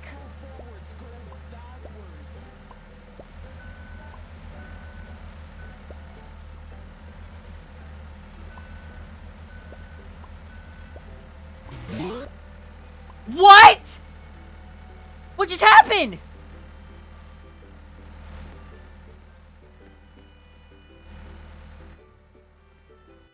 What? No, what happened? I gotta see that.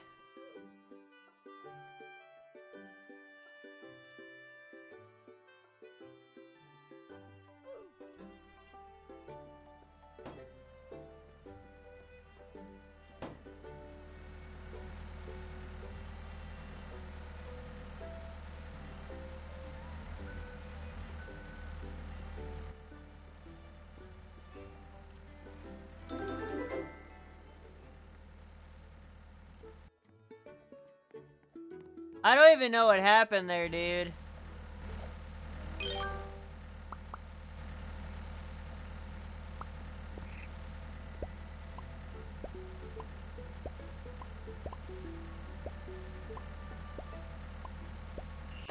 I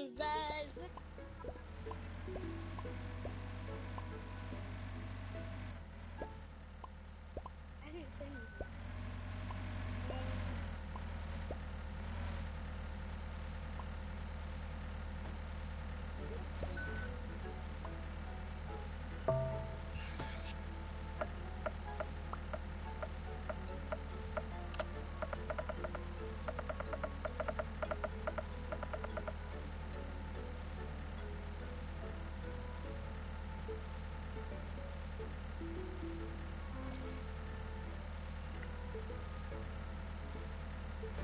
All right, go, go, go!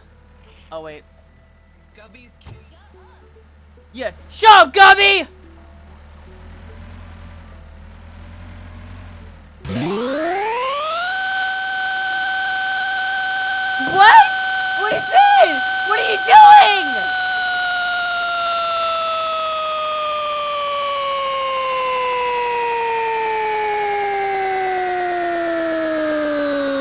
Where am I going? Where am I going? Where am I gonna land? Where am I gonna land?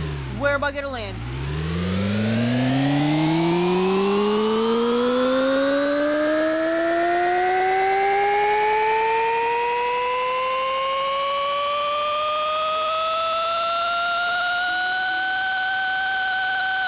What?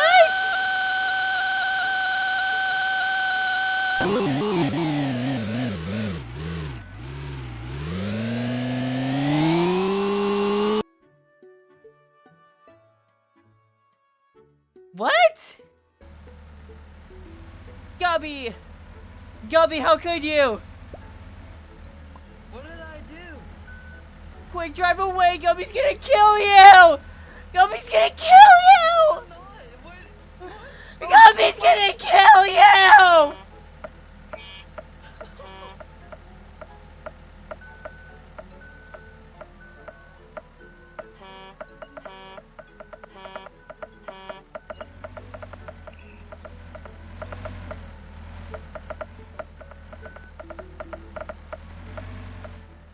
Alright, we gotta hurry up before Gubby gets back. What are you doing?!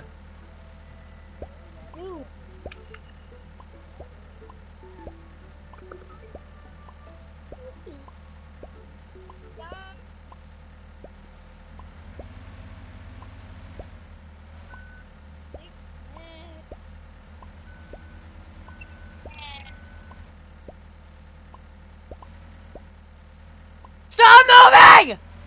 Oh, actually, no, go. No, no! Gubby, no!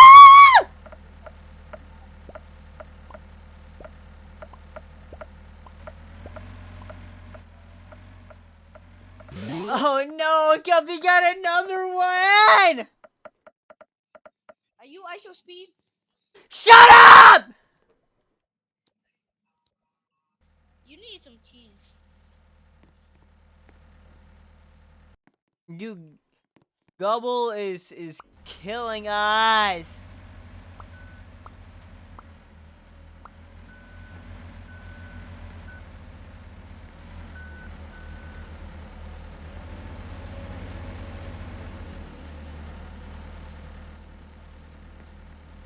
And don't put any in the Gubby cart. Oh no! Oh no! Gubby, no!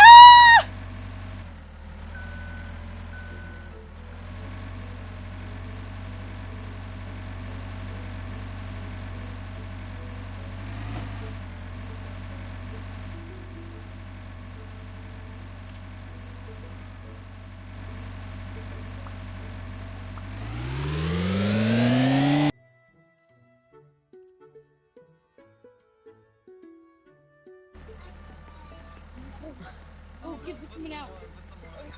Okay, you're good to go. What? You're good to go.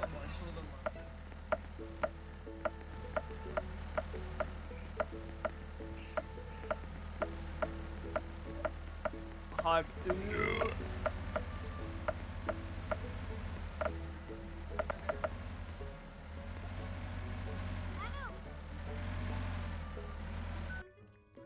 Gubby just keeps doing it, dude. You're the only ones doing it here. Dude, Gubby's flinging cars, that's why.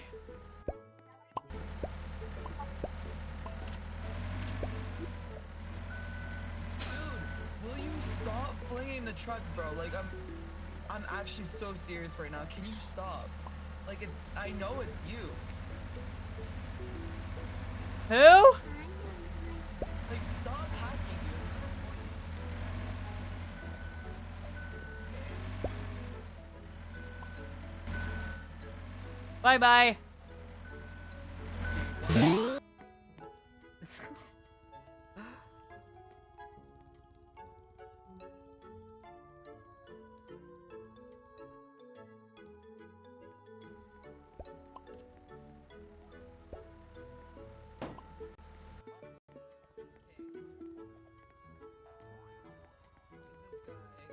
Still flinging the trucks.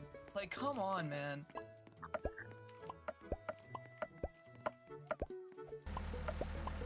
Hey, stop flinging the trucks. not very funny. Gubby, don't do it! Gubby, don't do it! Don't do it, Gubby! Why are you blaming me? Don't do it, Gubby! Don't do it, Gubby! Why are you blaming me? You're the one. Don't do it, Gubby! Hey, step away. Step away from the truck. Don't do it, Gubby! No! Gubby keeps doing it!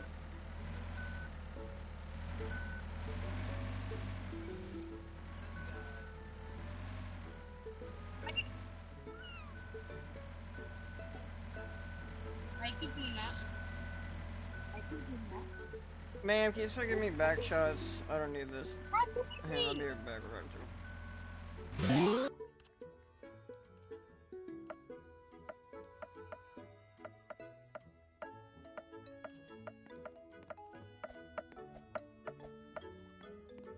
You want feedback?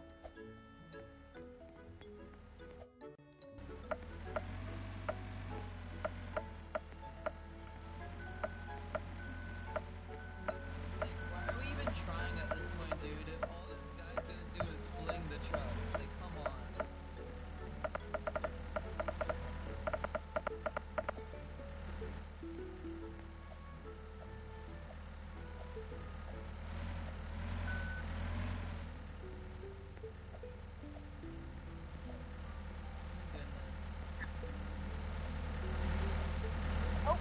Not him trying to make up a fake story to make him seem like the not victim.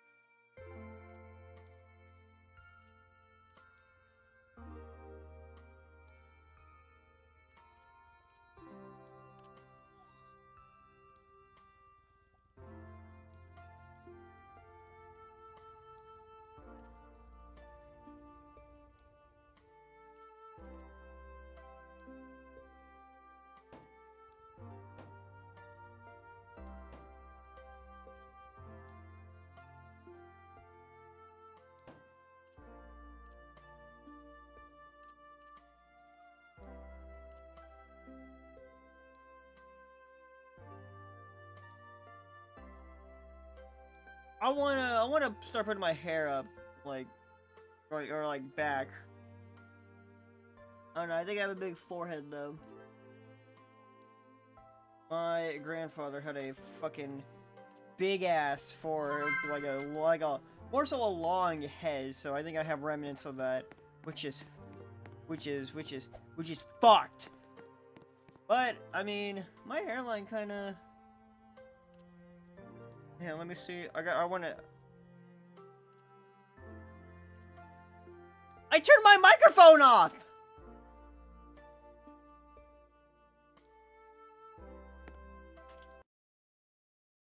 I want to check. If I had a.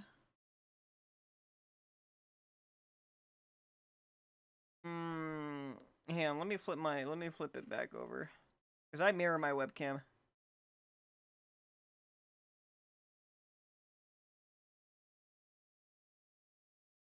Hang on, view. And edit transform. There it is.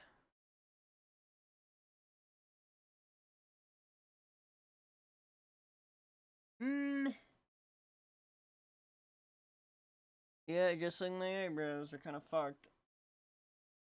Eh.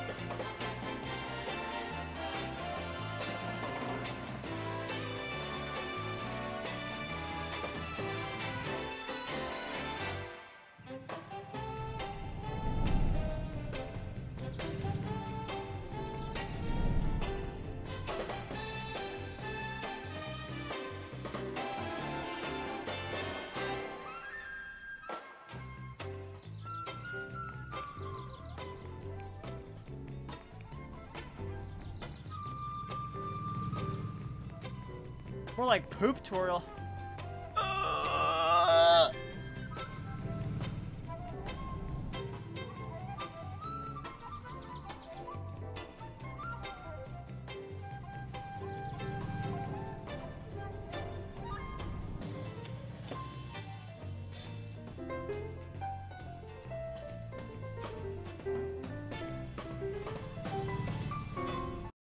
Hang on.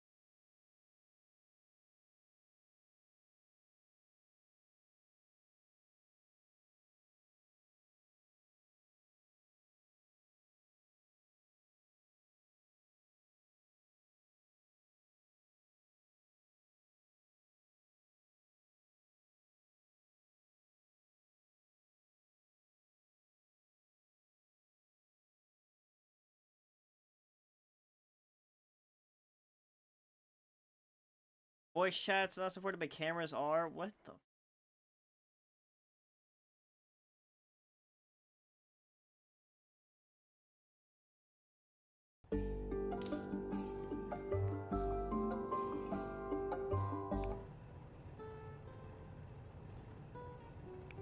$3:57. Okay, I have like half a minute, I guess. Yeah, no, I had 20 seconds. 15 seconds now.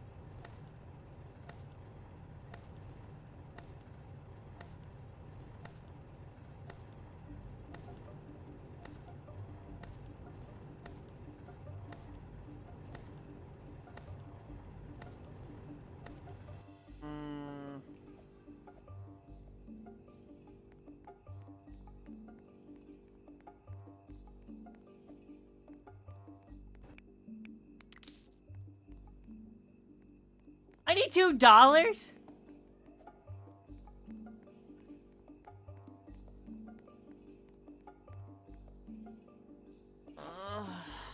Yeah.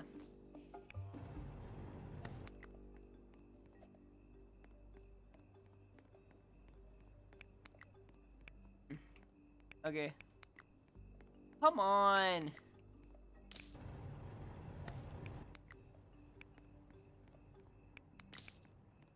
Mm-hmm.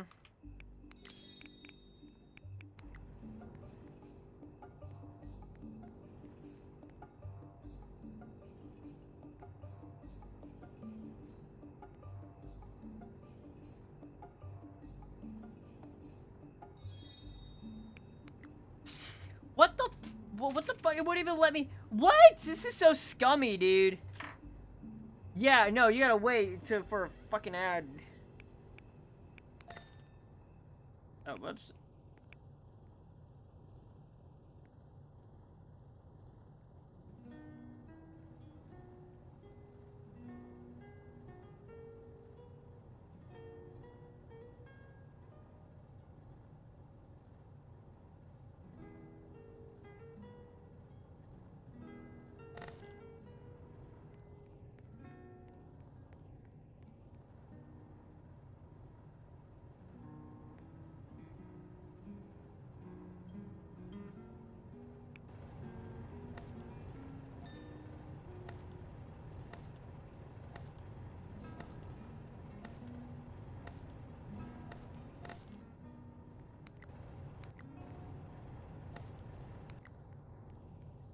Oh wait, no.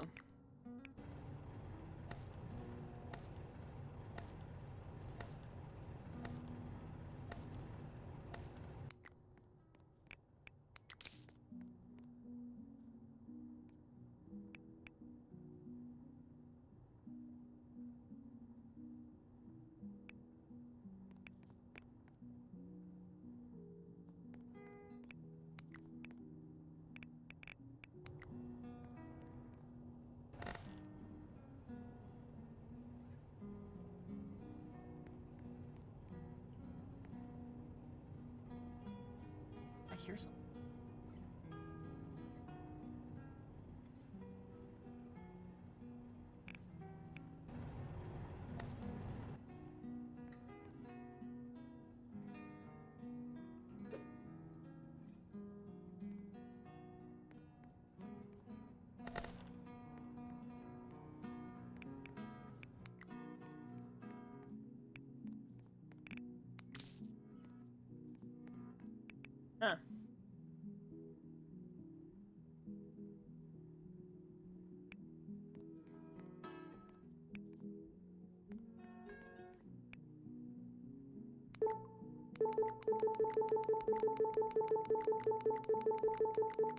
And I got a better idea.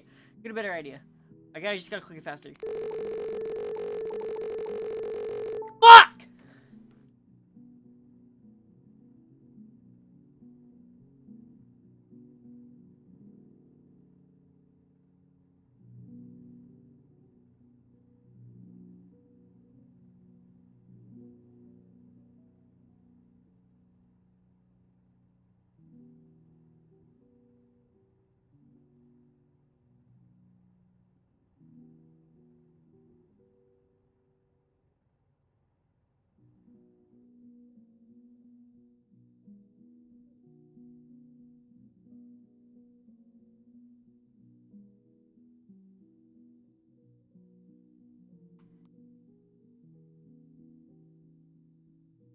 I'm about to charge my phone.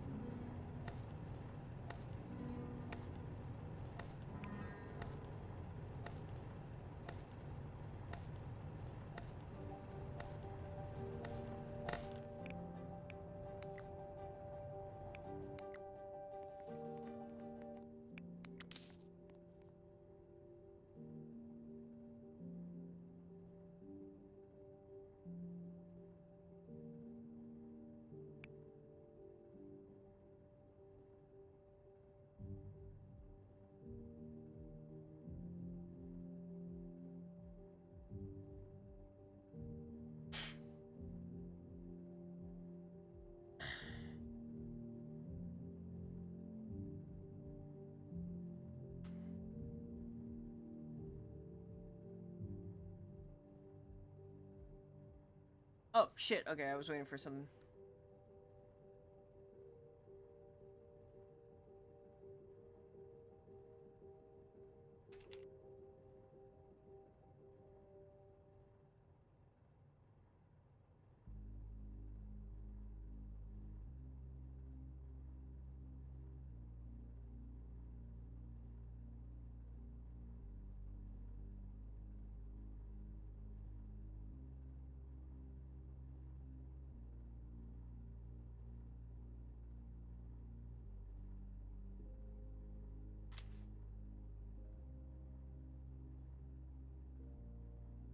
Sorry, I'm just talking to my Discord kittens real quick.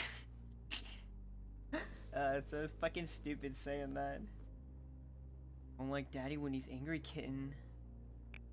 It's so stupid, dude. I can't give you a straight face saying that. Oh my god.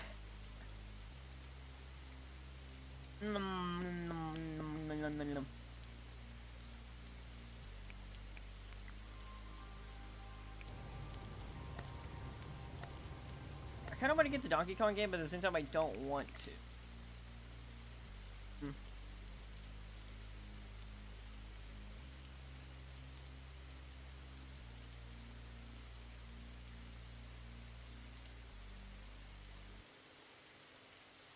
Dude, what the hell am I making $97 on my credit card? Oh.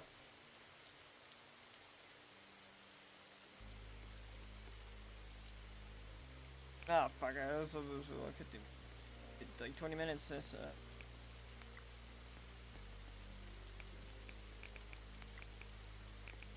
Come on.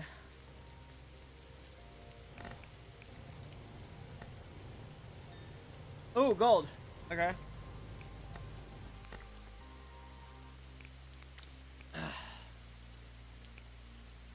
Oh, another drill. Okay.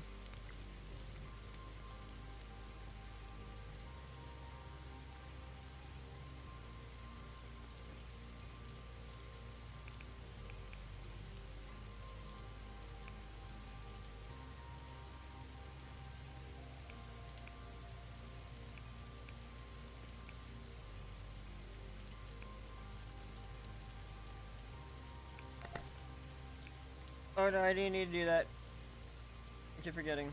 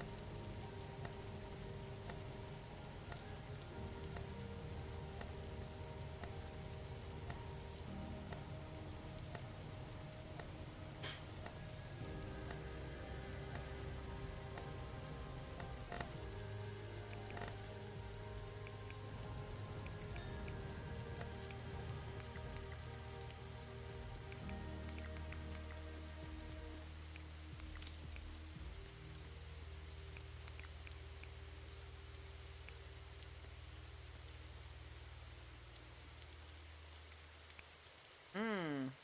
Hmm.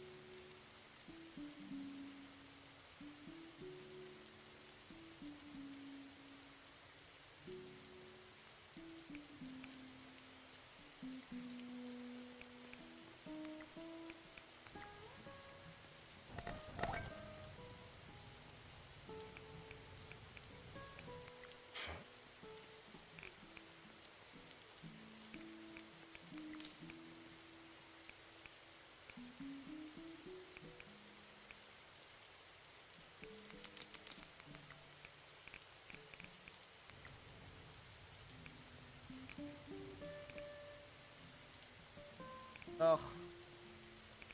You click it.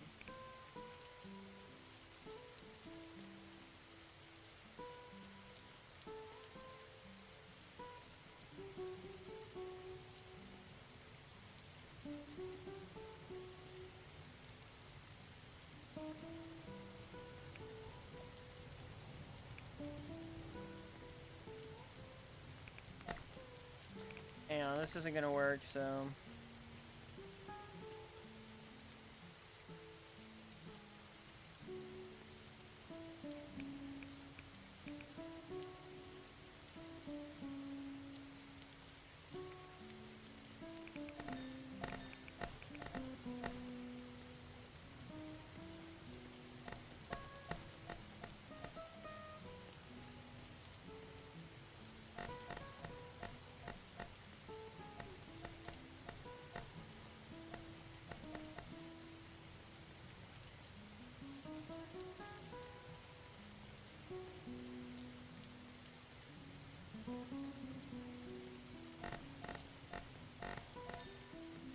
Ooh, rainstone, sick.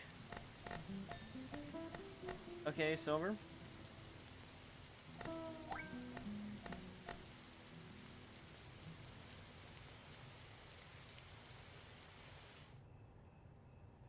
Ooh, I got cobalt. Ooh, shit.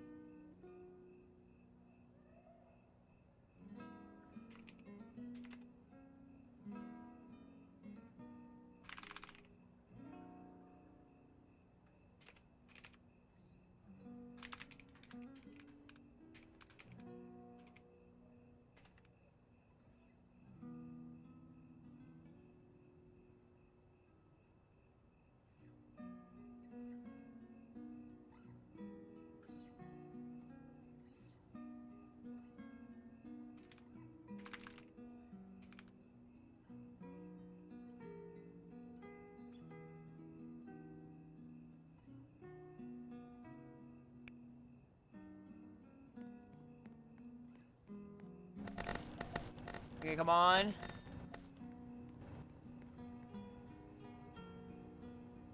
Ooh.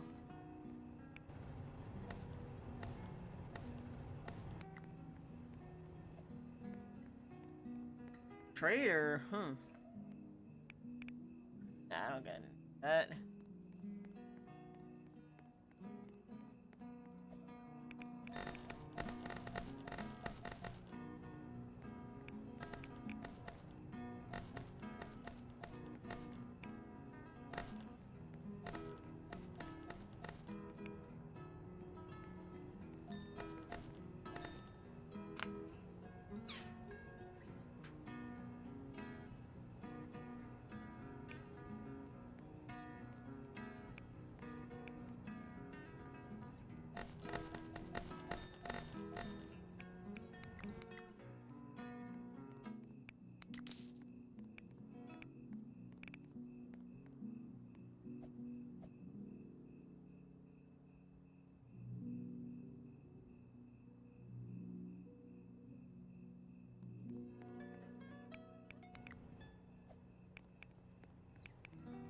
Um.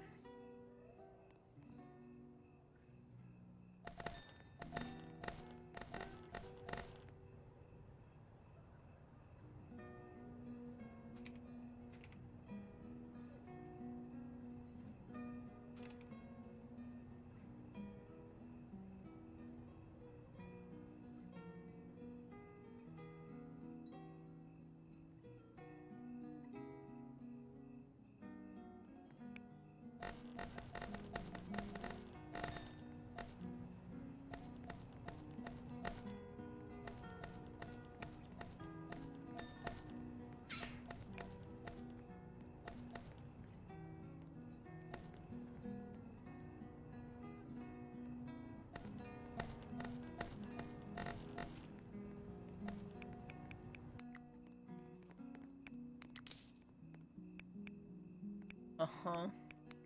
Uh-huh, okay.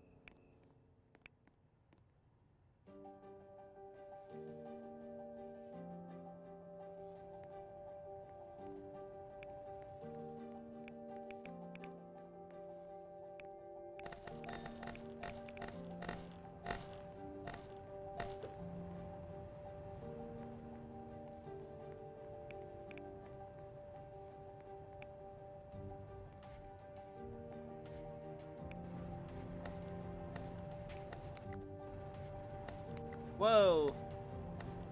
200 million? Huh.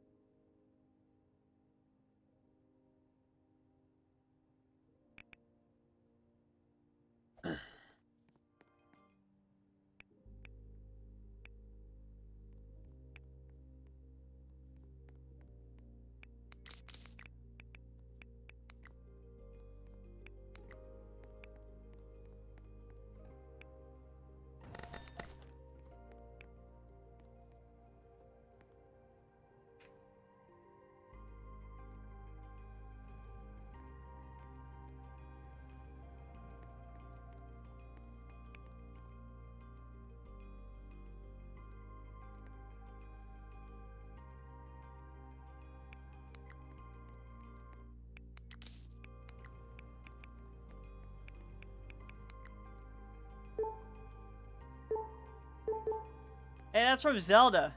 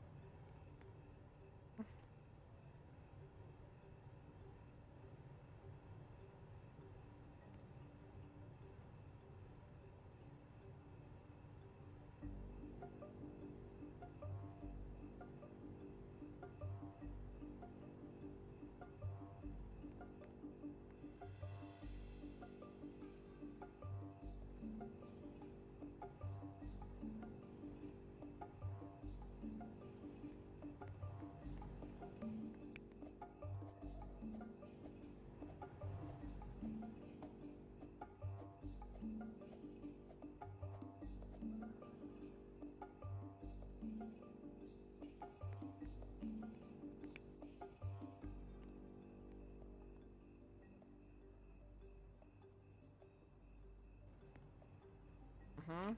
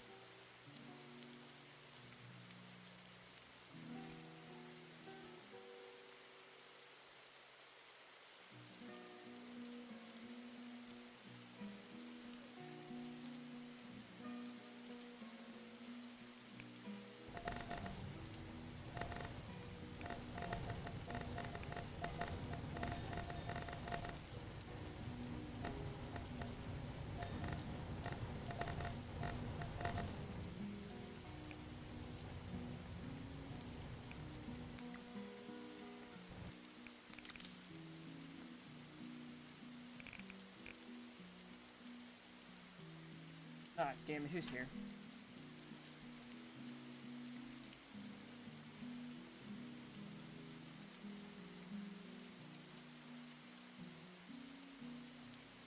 Well, I'm out of here. I will go tomorrow.